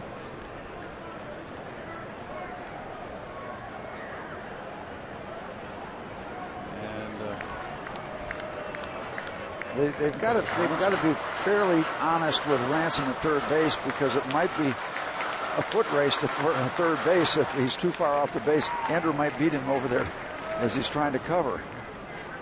Payoff pitch to Garrett Jones from Jeff Samardzija. We'll get another. In case you're wondering, Samardzija's given up 6 home runs. And again, he's still very young comparatively in terms of experience as a starter. Last year was his first year in the rotation. He had been in the bullpen a good bit of the time before that. It was bits and pieces of major league experience before last year. So learning his craft, you know, protecting against those stolen base, probably a part of that education that you don't pay as much attention to when you're out of the bullpen, to be quite honest. 3-2 pitch. Popped up. That is back of the plate. Castillo chasing it to the screen, and it's just over the screen. Front row.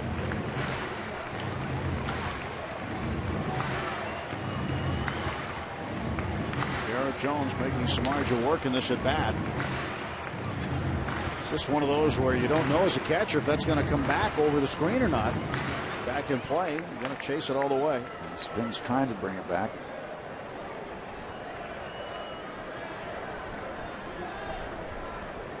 McCutchen at second base in a 3-2. Jones takes ball 4, and the Pirates with 2 on and 1 out. First walk.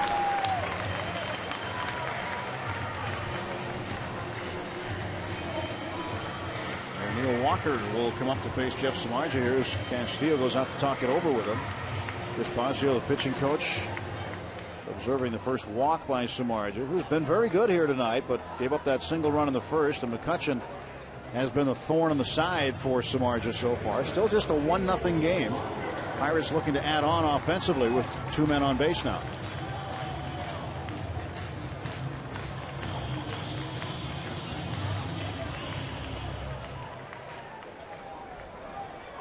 for 2 tonight for Neal.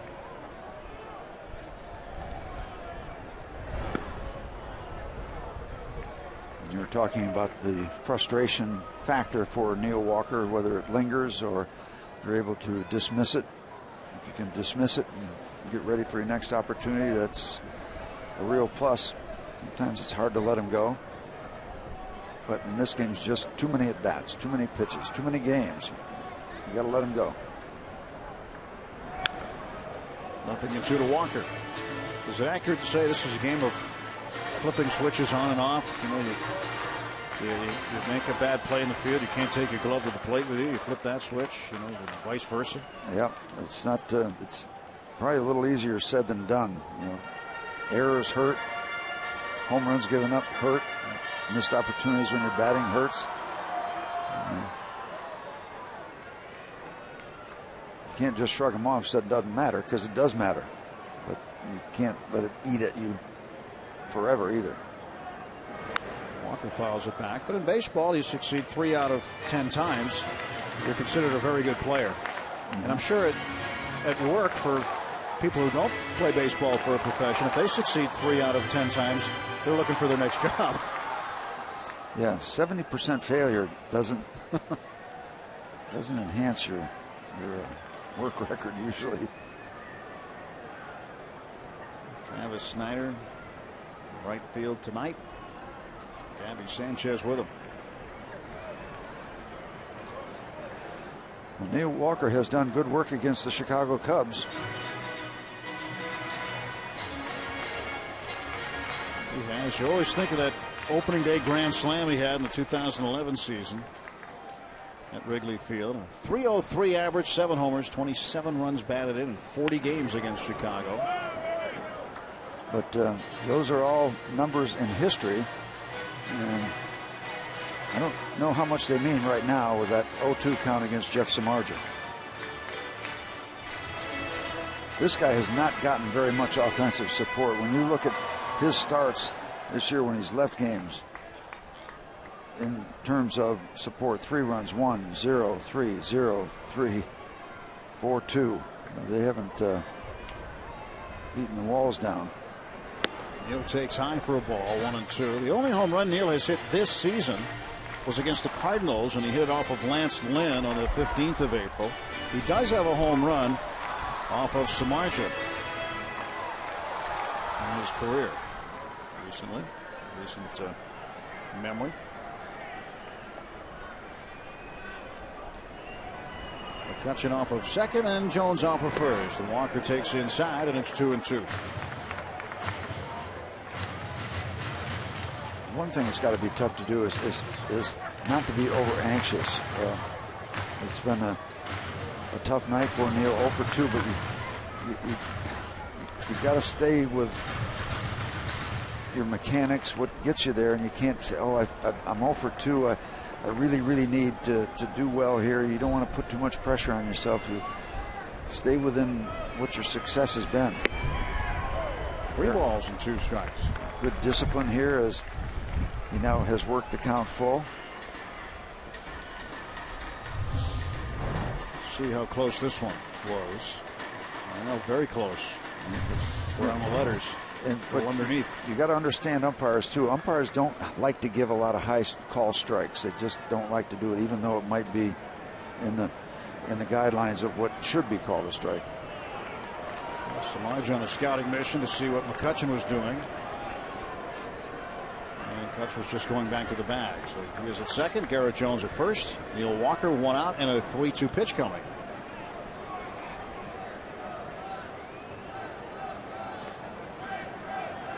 (3-2). And Walker slowly hit ground ball to Castro. He'll take it at second. Goes on to first for the double play. And that will end the inning. On to the 7th. Pirates with a slim 1-0 lead.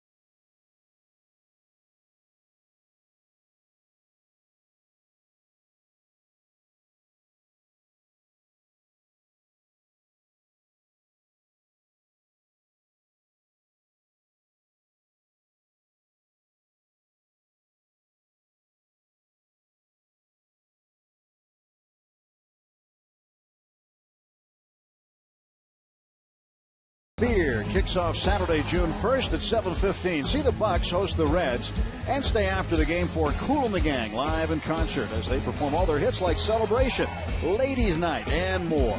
For tickets and to learn how you can watch the show from the field, go to pirates.com/concerts. Kool and the Gang. Saw them in Las Vegas once. Yep. Great show. Really good show. So Samardzija getting some fist bumps and some high fives, and not sure if he's all finished or not, but his spot may or may not come up in the order this inning. Hairston, Castillo, and Ransom will be the hitters, 5, 6, and 7, facing Francisco Liriano. And he has been extremely efficient. That's pitch number 77. He's working in the 7th inning. No surprise that he's out there. Well, all zeros and an efficient pitch count. He's been terrific as he's getting stretched out here tonight. Hairston will take low. Going 5 1/3, then 5 2/3. Doing just fine. I know when we saw him in New York for his debut, looked good, and you say, okay, great start. And he comes back and follows it up with another great start. And so far here, working on a quality start. Even better. 1 hit. 1-1 pitch to Hairston. And that is low. 2 balls and a strike.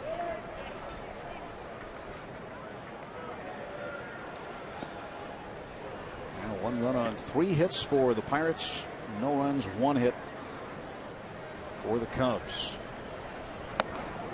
Just missed off the outside edge, and Liriano falls behind Scott Hairston. 3 balls and a strike. He made 1 note on Liriano's side of the scorecard tonight. Has solidified the rotation. And, so far, so good. Bouncer to third. Pedro again falling in the hole. He's got him. 3 times the charm. The hat trick for Pedro Alvarez. 1-0 game. Those plays are huge. Huge. That's the 2nd time he's done that to Hairston.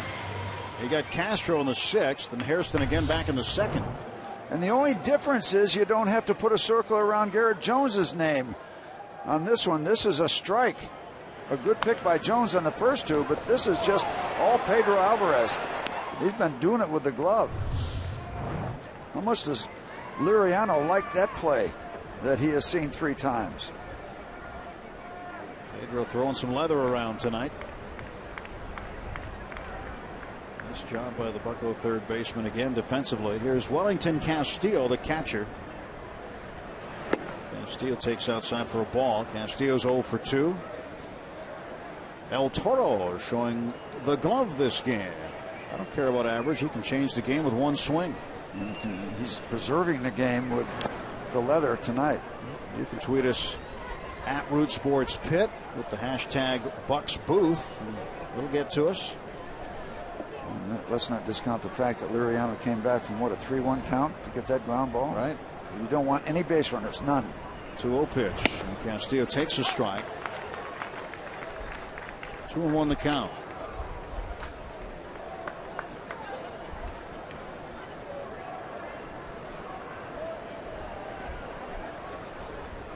Two-1 to Castillo.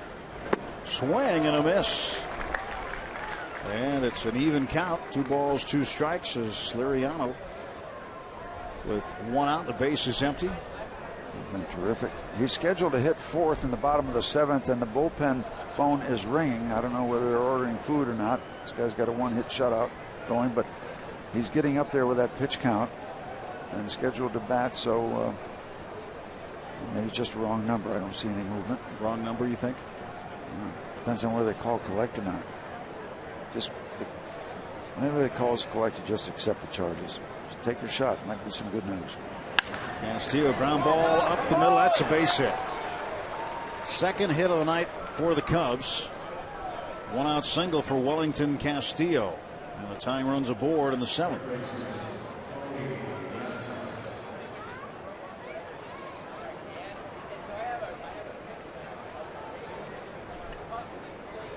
Liriano will now face Cody Ransom. Ransom's 1 for 2. He had the first hit. Still no activity, and the formula you like tonight is for Liriano to get out of this hanging a 0 and then go to Mark and Cheese for the 8th and 9th. Good job he did in the 3rd.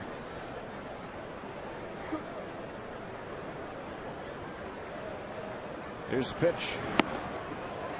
And that is low ball 1. And this is the time in the ball game where you're a starter and you're starting to feel it. Anybody's starting to feel it. So you're thinking, let him hit the ball hard to an infielder. give me a break right now. I've got it this far down the line. Give me a hard ground ball right at somebody. Strike 1. Well, Melanson can go tonight, and he might end up being the closer because really in the number of pitches he threw last night, he struggled in the 9th, but managed to come away with his major league leading 18th save. So Grilly more than likely unavailable tonight. And you probably see Melanson trying to close this one out if Liriano doesn't go the route. Strike 2. The chances are good the way that pitchers are used today. He won't go the route, but we'll see. If he grabs a bat and a helmet, we're going to know. Yeah. Yep.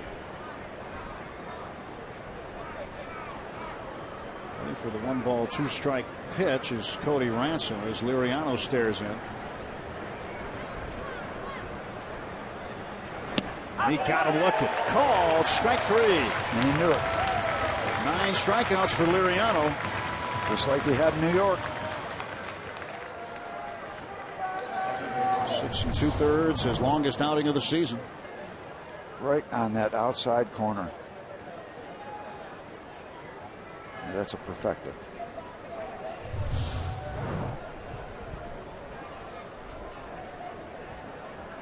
Maybe didn't need that double play. Pitcher's pitch. Yep. And Darwin Barney, the batter, with 2 outs. Barney, a little comebacker to Liriano. That's it. No runs a hit, 1 left. Stretch time at PNC Park, middle of the 7th. Liriano's been dealing tonight. He's given up 2 hits and no runs. Fans, it's time for the 7th inning stretch. We invite you now to stand, follow the bouncing Eaton Park Smiley Cookie, and join everyone watching at home on Root Sports as we sing "Take Me Out to the Ball Game."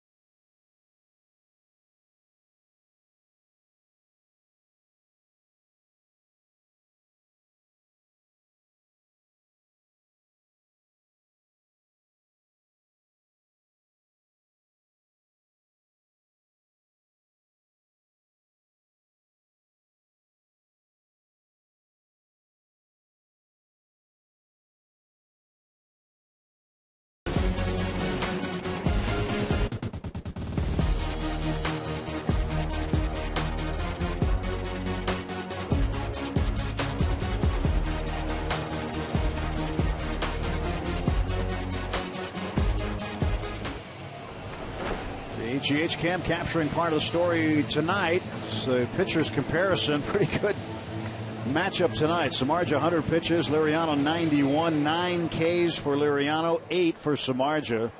1-0 in a pitcher's duel at PNC Park. Both of them pitching well enough to win it, but Russell Martin swing and a miss. they can't both get the win.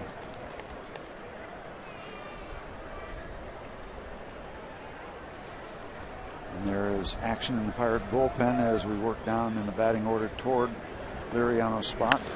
Russell Martin to center field, fairly deep. There is Julio Bourbon to track it down. Martin is out. Martin's 0 for 3. By the way, congratulations to Rebecca Petty from Greenville High School. Set a state record in the pole vault. There's a group down from Greenville under the direction of the principal, Joe Tucci, good friend, and also Noah Spalding, a great Pirate fan. They're in attendance tonight watching this really good baseball game. Well, you see Tony Watson warming up. That would indicate that Melanson's probably going to be used as a closer tonight.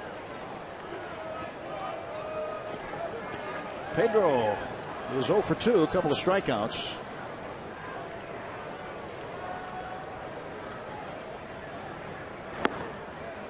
A couple of strikeouts for Pedro, but 3 glove saves. Euclides Rojas, the acting pitching coach, in the absence of Ray Searage. Ray attending to a personal matter the next day or so. This last night's game. So Yuki handling the pitching coach's duties in Ray's absence. Euclides Rojas, a very, very good pitcher for the Cuban national team in his day before he defected. He and his family on a raft defected from Cuba, picked up by the U.S. Coast Guard. They're one of the nicer guys you're going to run across. Yep. Euclides Rojas. Yuki. Yep. A lot of Spanish being tossed back and forth there. Right. 3-1 coming. And Alvarez hits this one to center field. And right there is Bourbon. So 2 men out. Well, the thoughts of the Pirates and the rest of Major League Baseball are on those who lost their lives or are affected by the devastating tornadoes in Oklahoma yesterday. The Red Cross is there for the people of Oklahoma. People who wish to make a donation to support the Red Cross can visit redcross.org, dial 1-800-RED-CROSS, or text Red Cross to 90999 to make a $10 donation. Jordy, an Oklahoma native out of Oklahoma State. And he was checking on family and friends. The tornado was gearing up to run through. That was certainly a devastating one. What was the town name? Moore, Moore, Oklahoma.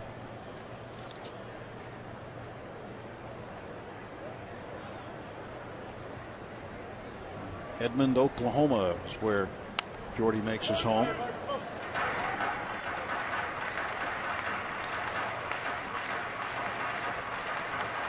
That's a good looking moon.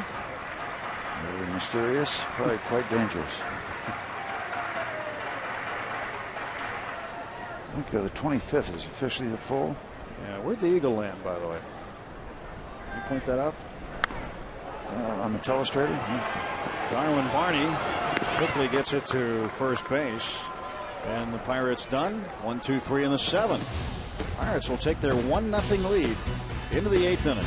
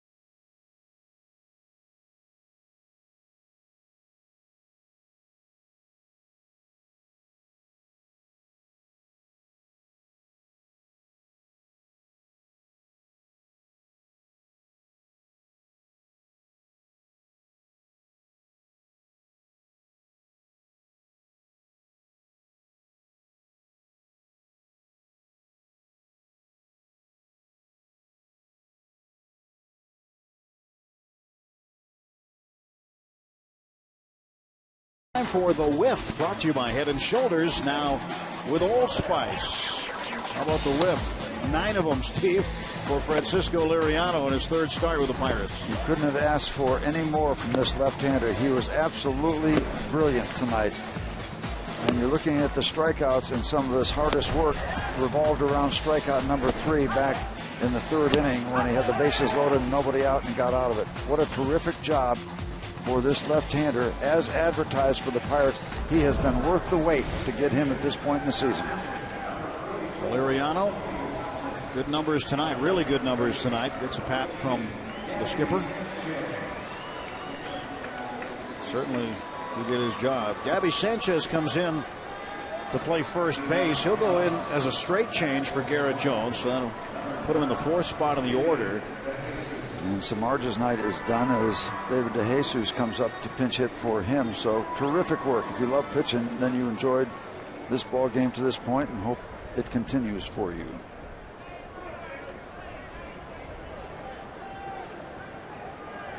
David DeJesus batting for Samardzij. DeJesus was a pinch hitter last night and came up with a base hit. Once again, Jeff Samardzij gets no offensive support. 0. That's been a big problem for Dale Swaim, and he had mentioned it again last night. He said score 4 runs and 2 of them were driven in by a pitcher. His only pinch hit, DeJesus, came in the 8th inning last night. Nothing came of it in terms of a run. DeJesus, a .299 hitter.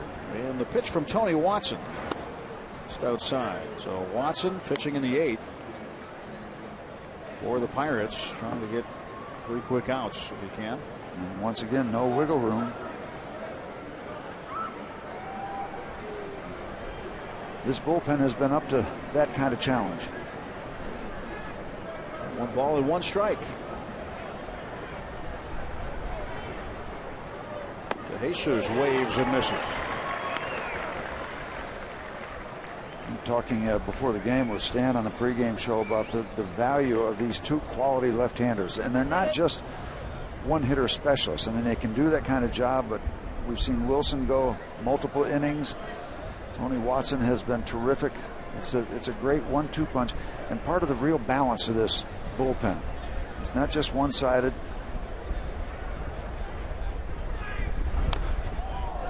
They've been very, very good. And they have been busy. So they have had a lot of work. Stay in shape, guys, because it's 6 months. They have had a lot of work. Justin Wilson, another lefty who worked in the game last night, pitched a scoreless inning in relief in the 7th. And McHenry and Morris, whose high school teams played against one another today, the Tennessee rivals, are sitting next to each other. Bobby told us that story a little while ago. 2 balls and 2 strikes. A lot of high school playoff baseball in Western Pennsylvania going on right now. It's that time. 2-2 to David DeJesus. Nobody out, top of the 8th inning.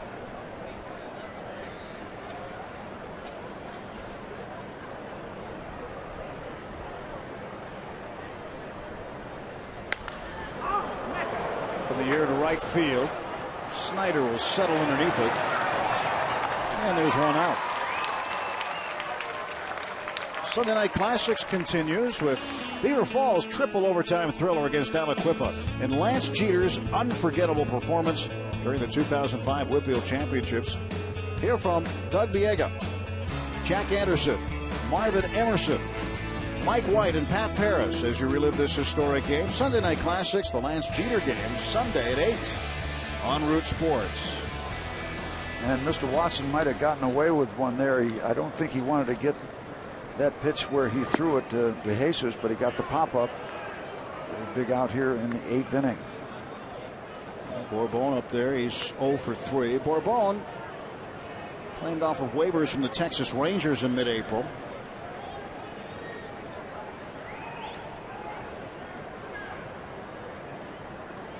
1-0 pitch. Tries to bunt his way aboard. And Watson will throw to Walker. And safe is Bourbon. Perfect drag bunt by Bourbon.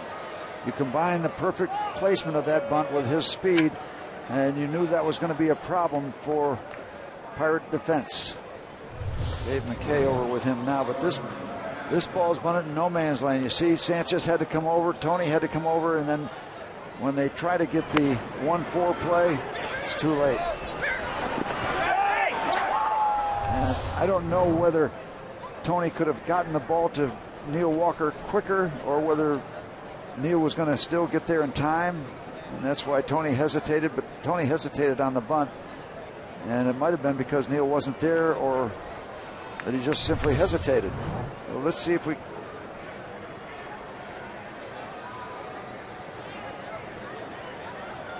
It was the perfect storm, and that kind of Bermuda triangle on the infield. Now Cubs desperate for a base runner at this stage of the game. Sometimes that perfect bunt you can't do much with.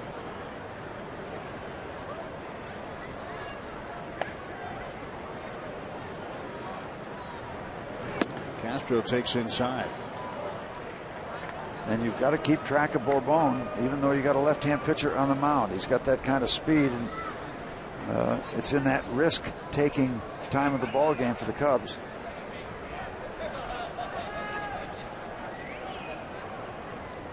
Bourbon off of first. 3 steals on the season. There's a strike to Castro, 1-1. Looking fastball from Tony Watson.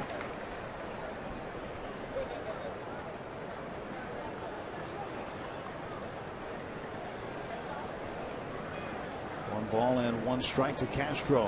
1 out, top of the 8th. Comes with a tying run on first base, and that man is Julio Bourbon. And it is so tough to run the table when you score a run in the bottom of the first inning, and then you've got to keep the other team off the board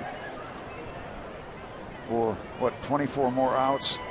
That is a challenge, and the Pirates have been handling that challenge okay, and the challenge continues. There's just no room for physical, mental error, any type of error.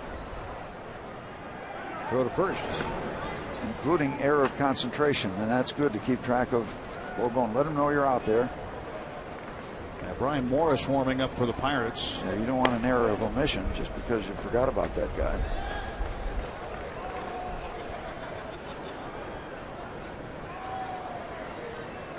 Two ball, 1 strike count. And the pitch coming to Starlin Castro. There goes Bourbon. And a foul ball on the break because Bourbon had a decent jump on the lefty Watson. Very good jump. So 2 balls and 2 strikes. See if Dale Swain wants to have him run again here on a 2-2 pitch. Look, he's got to make sure that he gets a good jump if he wants to go, because Watson is averaging a strikeout an inning, so he is a swing and a miss type of a pitcher, and the possibility looms of a strike him out, throw him out, double play. 2-2. Slide step. Oh, that one was close on the inside part of the plate. That fills the count at 3-2. Tony working quickly with the slide step. Just off the corner, just off the inside corner, according to Mike Winters. Bourbon will go on this pitch. 1 out and a 3-2 pitch. He'll try to stay out of the double play. Throw to first. Bourbon gets back. I think he's going to go here. Suspect he would.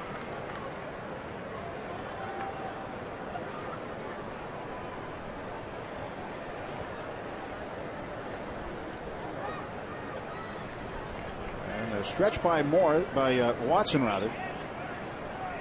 Throw to first again. The Pirates are convinced he's going to go. And with these throws over, if you're convinced he's going to go, these are not pickoff throws. These are just let you know I'm there and make you hesitate a little bit.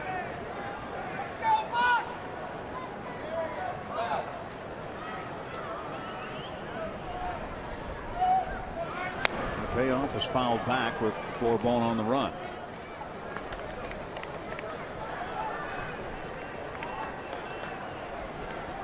Have to head back to first base bag. The other scenario, only staying out of the double play, but if you run Bourbon here and you get a gap shot, you can tie the game. He's got that kind of speed. Pirates playing very deep in the outfield, cut the ball off.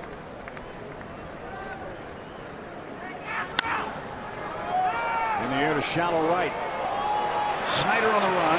He'll make the catch. Quick throw to first. Bourbon beats it back. 2 men out. Little anxiety with Neal heading over to second base, and a long trip for Travis Snyder. Long trip. But he knows right away, tag, you're it, Travis. You're the only one that's going to catch that ball. Still work to be done, and a challenge here.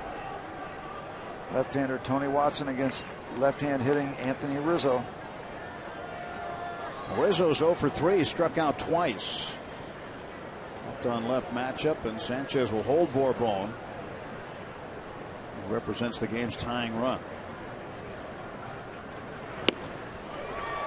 Watson gets strike one. 96-mile-an-hour fastball. The live arms of your two left-handers, Wilson and Watson, it's pretty special. Live arms.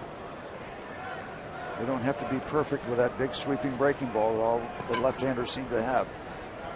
They've got the speed that can get away with things. There goes the runner. Martin's throw down, not in time, and a stolen base, and now the Cubs have the tying run in scoring position.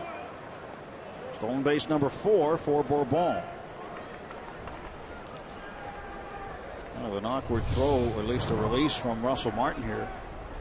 Well, he had to go downstairs. The pitch was downstairs, and go down with the glove and then try to get a quick release. See where he's got to pick it up off the ground, and he did a good job. It was just too much of a break, too much of a speed factor for Bourbon. So here Watson's got to work on Rizzo. He will make sure that Bourbon stays close to second. You don't want to let him get too big of a lead. Score easily on a hit. Here's the interesting thing. We got the shift on, but you're trying to keep the ball away from him. And all I can do is look at that big hole at shortstop, but you're trying to stay away from power. You got to keep the third baseman close. No, they want it in. And Tony did not deliver it in. You saw Russell Martin sitting up on the inside part of the plate.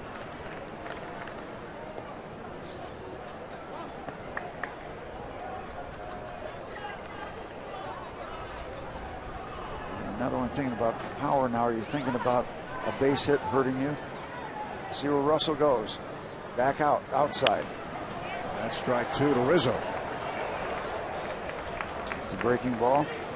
Now you're in a good place here. You got an open base. You can get on the other side of his threat by knowing if you do lose him, you're probably going to bring in a right-hander to face Soriano. But you're looking for a strike. You can stay outside, or now you can try to go upstairs and just try to tie him up. So you got some options because you got that second strike in your back pocket now. And Russell Martin wants to go out and talk to Tony Watson. This is a good thing here with an experienced catcher.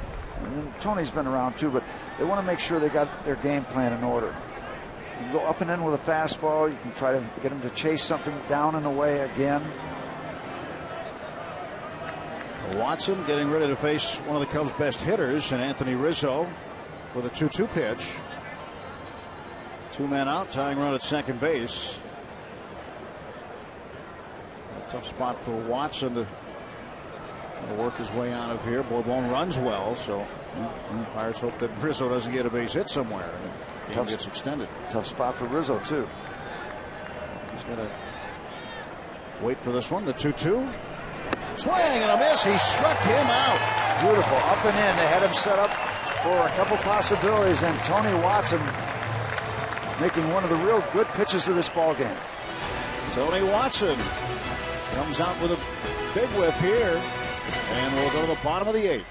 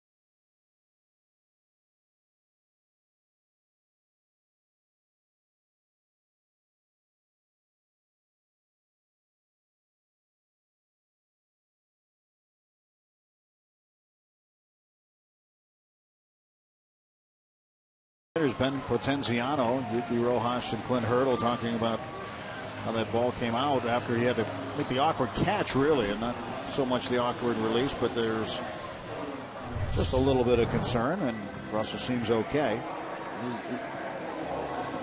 Reaching back after he stepped out. Made the throw.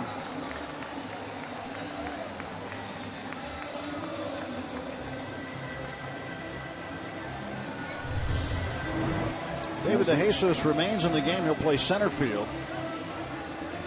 And the new pitcher is Carlos Villanueva.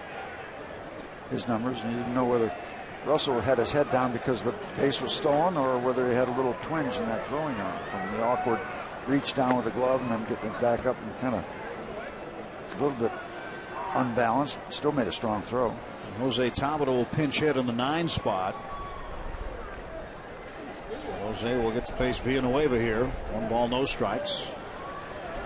You know, you don't have to win this game 1-0. You know, you can get 4 or 5 or 7 or 12. Yeah, that's all right. Yeah. I don't think anybody would complain. 3 for 13 as a pinch hitter. Villanueva entering the lineup in Bourbon's spot. And DeJesus remains in the 9 spot out center field, the double switch. 2-1 to Jose Tabata. Boy, what a pitch Tony Watson made. What a great pitch. Terrific. These left-hand batters almost have it ingrained that left-hand pitchers are going to try to throw the sweeping curve away, and they've got to go out and protect that outside part of the plate. And then Tony came up and in with authority.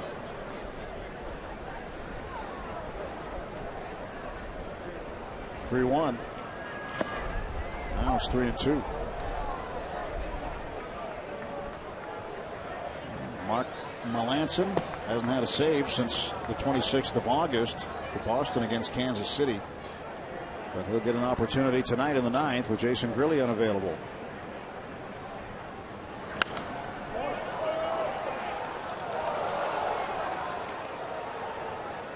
Anthony Rizzo had a chance. Bourbon at second base, and Tony Watson struck him out. That was a big at bat in this ball game. A lot of good hitters that would not have been able to do much more than Anthony did there. So a walk to lead off the bottom of the 8th for Tabata. Pirates have a runner aboard. Once again, you're trying to get into this Cubs bullpen, and they've struggled. Samardzija, by the way, was terrific again.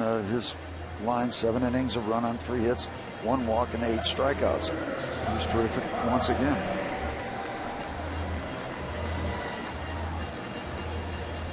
After first inning, he was dominant.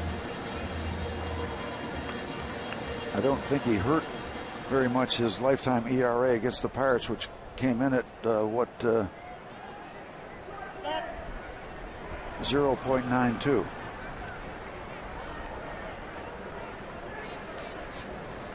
For first base, Tabata back. You got an ERA under 1 against a team. It's pretty darn impressive. Pretty good. It's still going to either be under or just right around at 1. Starling Marte looking for a hit. He's 0 for 3. Villanueva stretch. And a pitch to Marte coming. Ooh, bunted. Pretty good looking bunt. Ransom's throw just there. Terrific play by Ransom. Very much above average play against that kind of speed. So sacrifice bunt moves Tabata over to second base. Pirates playing for a run this inning. Can't bunt it much better than this. It takes a real good play to get him out.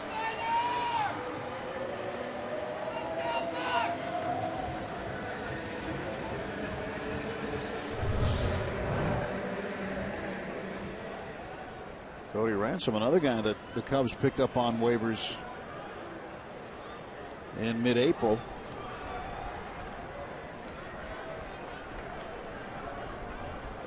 Ransom was actually designated for assignment by the Padres. And at that point in time, when you're designated for assignment, there's a 10-day period where you can be claimed by another club, and the Cubs grabbed him. If you make it through the 10-day period, you can either be sent to AAA or released. It doesn't sound like great options. No. Snyder hits this one in the air to right field, pretty deep, and right around the warning track. Hairston will make the catch. Tagging from second and heading to third is Tabata.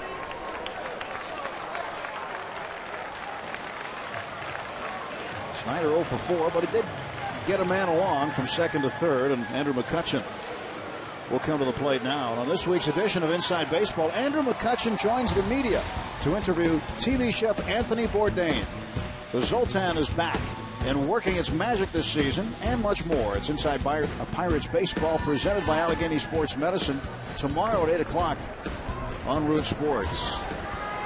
Anthony Bourdain gets to travel around the world, does a television show, and pretty neat. I've seen it a few times.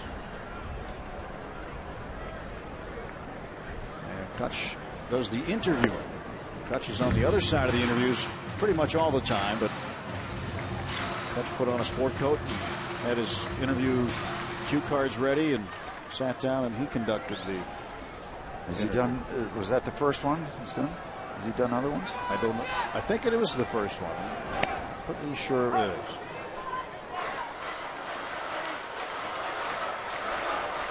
If you like it, it might be more. You know, folks like the job that he did. Might get another one.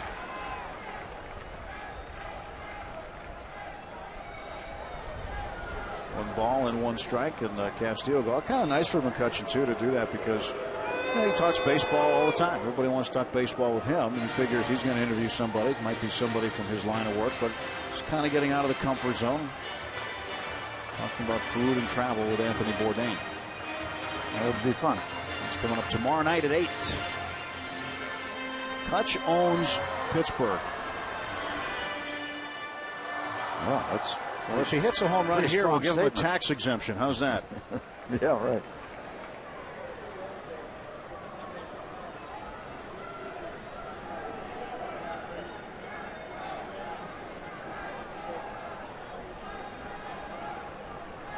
One ball, one strike. Here's the pitch. 2-1.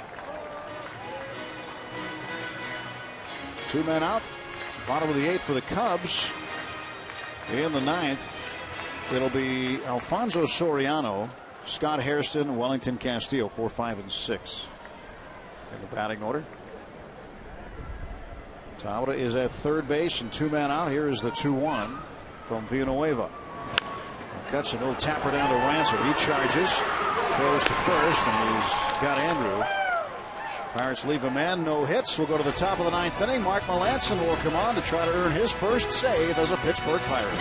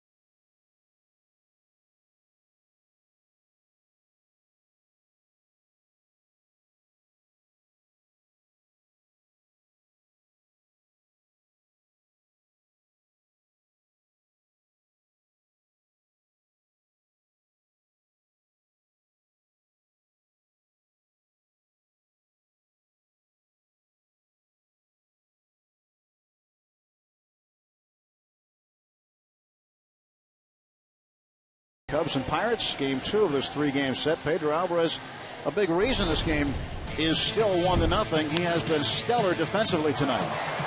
Just 3 great plays with the help of Garrett Jones. That one flags this one down. Almost a repeat, and a repeat at first base. And let's do it one more time. The hat trick of terrific plays, and then the laser over to first base. He has been brilliant at third base tonight. Pedro and the Pirates with a 1-0 lead. They're trying to finish off a 1-0 game for the second time, I should say, in the last 3 games. They had a 1-0 win on Sunday over the Astros. Take a look at how good Mark Melanson has been. All those numbers, outstanding.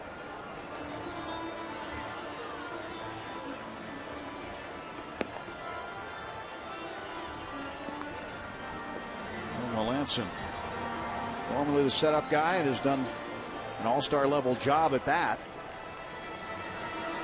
For him, just coming on an inning later, but the job's still the same. Get 3 outs.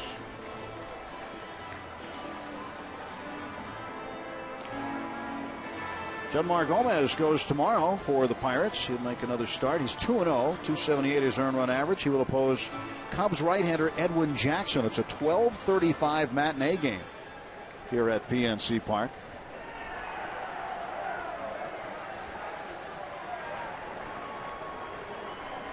Here's the real immediate concern, the power of Alfonso Soriano. Melanson has given up a total of 2 runs, one of which was the home run by Joey Votto. Soriano 1 for 6 in his career against Melanson. Strike 1, foul ball. So 0-1 for Soriano. And you look for that cut fastball. Try to keep it away from Soriano.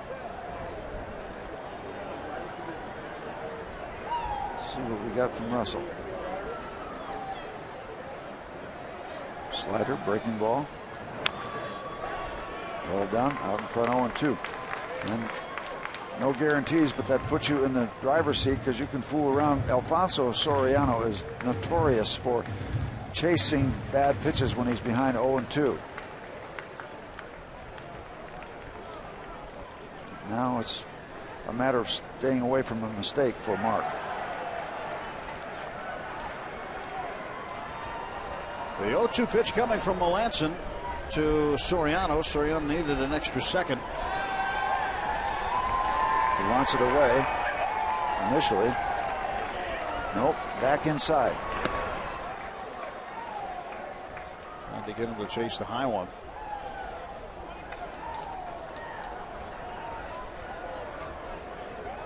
August 26th, last season with Boston against Kansas City. The last save for Mark Melanson. He was the former closer for the Houston Astros. Prior to that, so he's got experience and plenty of it coming into the 9th inning. And with that 0-2 pitch, you wonder if he's sitting back there saying, why is he coming inside where he can hurt you if he misses? Well, you get a lot of hitters that think if you're 0-2, you're just going to stay away from that power. You're going to stay away, or that inside pitch, and you're going to stay away from the power. Sometimes you can catch them off guard, and they'll just freeze. This one will get away, and pretty far away, and the Cubs are going to end up with a base runner. Happened for the Pirates with McCutchen. Now it happens for the Cubs as Soriano chases a horrible pitch for a 3rd strike, but it gets away. And really gets away. A wild pitch on the strikeout. No chance. Just chase it down, make sure he doesn't go to second. And now the Cubs with the tying run aboard in the 9th. And the batter will be Nate Scherholz. 2 for 5 as a pinch hitter. Scherholz, the former Giant.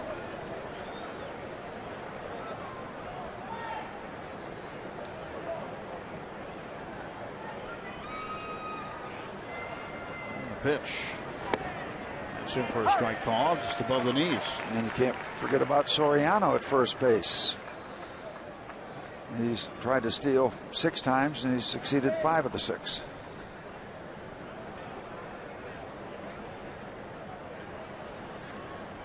Soriano can run a little bit. He's a guy who does pick his spots. 1-0, nobody out, one on.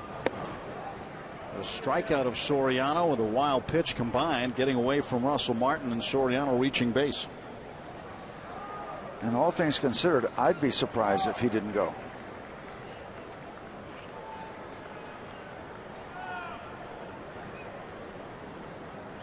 One coming to Scherholz. Modest lead at this point.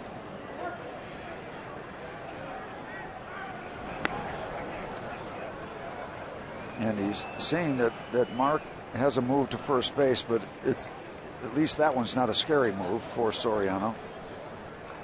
So you hope that Mark can maybe show him a couple of different looks to get away from his timing of Melanson.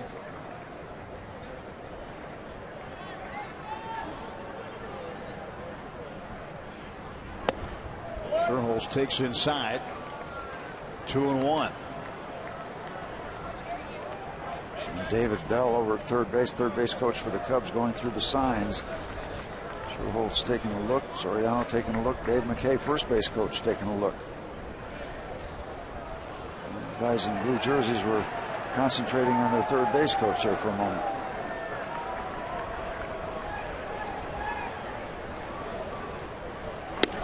Three and one. It's not quite white knuckle time yet, but getting closer with the pitch.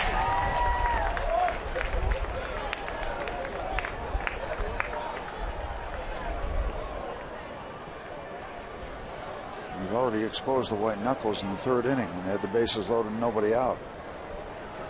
It took a couple of innings to unclinch. Yeah. Liriano pitched his way out of that one. 3-1 to Scherholz from Mark Melanson. And this one to Alvarez. He's got to wait for it. Goes to second for the first out. Boy, and that ball had a lot of English on it. I was wondering where that spin was going to take that ball, and sometimes when they hit them like that, it can go all over the place. See the English on that. And Pedro having to reach back because you're one spot, and then that English just wants to spin it out back toward the foul line at third base. So the Pirates get the lead man. So it's a step-by-step process. We've got step one.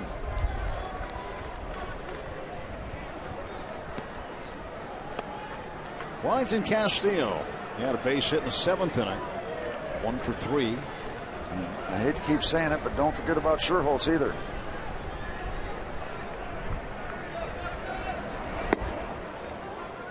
The Cubs want two things. They want to get the tying run in scoring position. They also want to get rid of the potential force play in the middle. Scherholz has 4 steals and 6 attempts.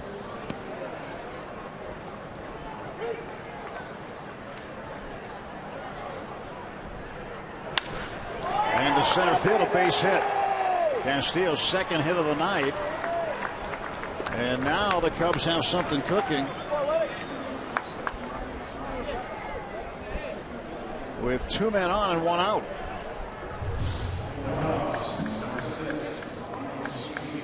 Good job of hitting by Castillo. Ball out of way.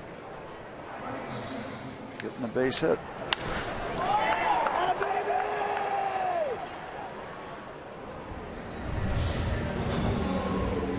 Jason Grilli not available tonight, the normal closer. He had an extended outing last night in the 9th inning. So tonight, unavailable to go. And runners, second base Scherholz, Castillo at first, and the batter is a pinch hitter, Ryan Sweeney. 1-0 Pirates are in the top of the ninth, 2 on, 1 out. And the shift is on against Sweeney as the Pirates load up on the right side of the infield. Scherholz, the tying run, gets his lead off of second base. Melanson stretch. Looks back there a couple of times. And Sweeney will take a strike.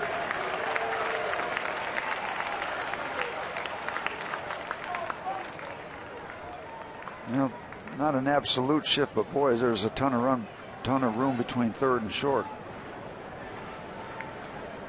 And again, with a runner at second base, Pedro got to be over there. I think the Pirates would rather have him over toward short for Sweeney, but you can't with the runners on. And you got to hold Schuerholz at second base to some degree.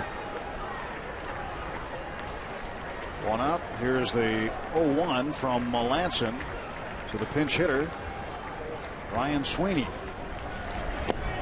1 ball and 1 strike. Sweeney hitting .350.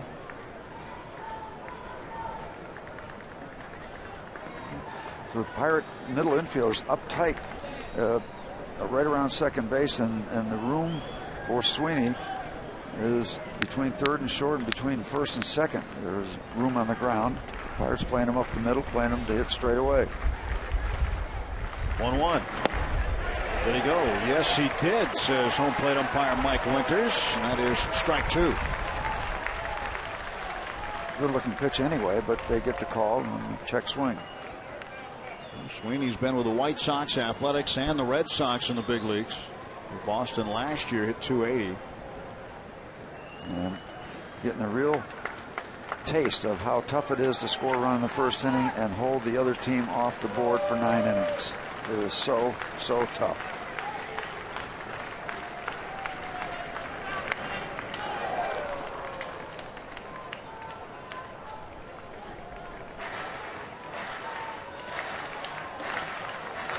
Andrew McCutchen has scored the game's only run.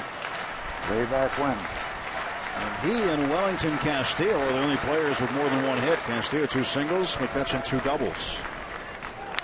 And the Cubs stretching out Mark Melanson. He is right in the middle of a grind, as was Grilly. Schuerholz at second base, the guy they want to keep from scoring here. And a 1 ball, 2 strike offering. And Sweeney to Walker. 2 down. Soft liner, and Walker had to backpedal to get it. And now the Cubs down to their final out with Darwin Barney coming to the plate.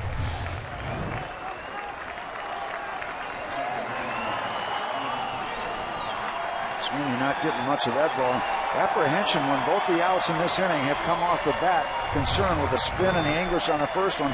When this one first came off the bat, you didn't know if he got decent contact or not, and he didn't. Hard work this night of baseball for the Pirates. With 1 out away from a dazzler. And it would be 2 out of 3 dazzlers, 2 of the last 3 games.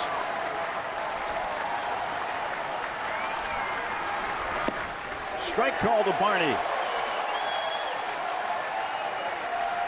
A win would give the Pirates their 28th of the season.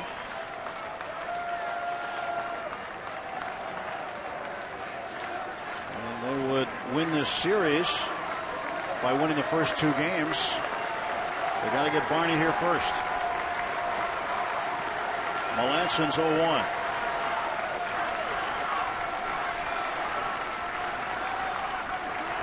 That's not going to come because Barney didn't want to wait any longer, so he asked for and was granted time by Mike Winters.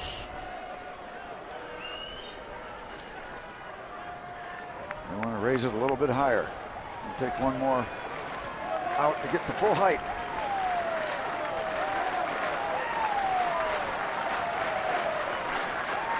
Nothing in 1 to Barney. What a good pitch. What a good looking pitch. Hard to lay off that pitch. There's not much time to make your decision as a hitter. And it just misses. That close. Almost a duplicate of the first pitch. That's throwing the ball where you want it. Really hoping Melanson can pull it off. But not more than Melanson wants to. Strike 2. A foul ball puts the Cubs down to their final out. Final strike now with a 1 ball, 2 strike pitch awaiting Darwin Barney. Look, these 3 pitches delivered. There's the first 2. Yeah, a little bit higher, but right on that outside corner.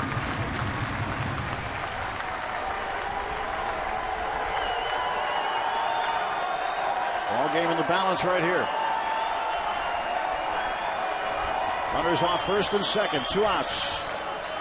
1-2 pitch to Darwin Barney for Mark Melancon. We'll have to use another pitch to try to get him. Boy, he is living in that neighborhood, and Barney is showing some pretty good discipline. It is so easy as a hitter to get out there early and swing at a pitch that you really can't do much with. Will they stay out there? If you watch Russell Martin, you'll know where they want it. He'll move in or out. I doubt if he'll stay in the middle of the strike zone. There he goes, away. Popped it up, Walker back, he's got it, and the Pirates have won 1-0. They've taken the series. It's their 7th shutout of the season, tied with Cleveland and St. Louis for the most number of shutouts in Major League Baseball. 28-18, and the Bucks 10 games over 500. I'll tell you how tough it is to win 1-0, and they did it. What a grind for the Pirates. They scored a run, they win the ball game. Simple as that. Pitching and defense. Pretty good combination. Pitching and defense. And Andrew. That's right. Andrew scored the game's only run. Francisco Liriano goes to 3-0 with a win. And Mark Melancon picks up his first save. 1-0 the final. Let's go out and check in with our postgame guys, Rob King and Kent Jacoby. Tim and Steve, thanks very much. And the Pirates 10 games over 500. It wasn't until July 5th of last year the Pirates reached that mark, 10 games over 500. We talked about this going into this 10-game homestand, a brutal early season schedule for the Pirates, a chance to make some hay against some teams that were scuffling, and the Pirates have put their foot down and done exactly that. Yeah, they have, and that's what you're looking for. Soft against the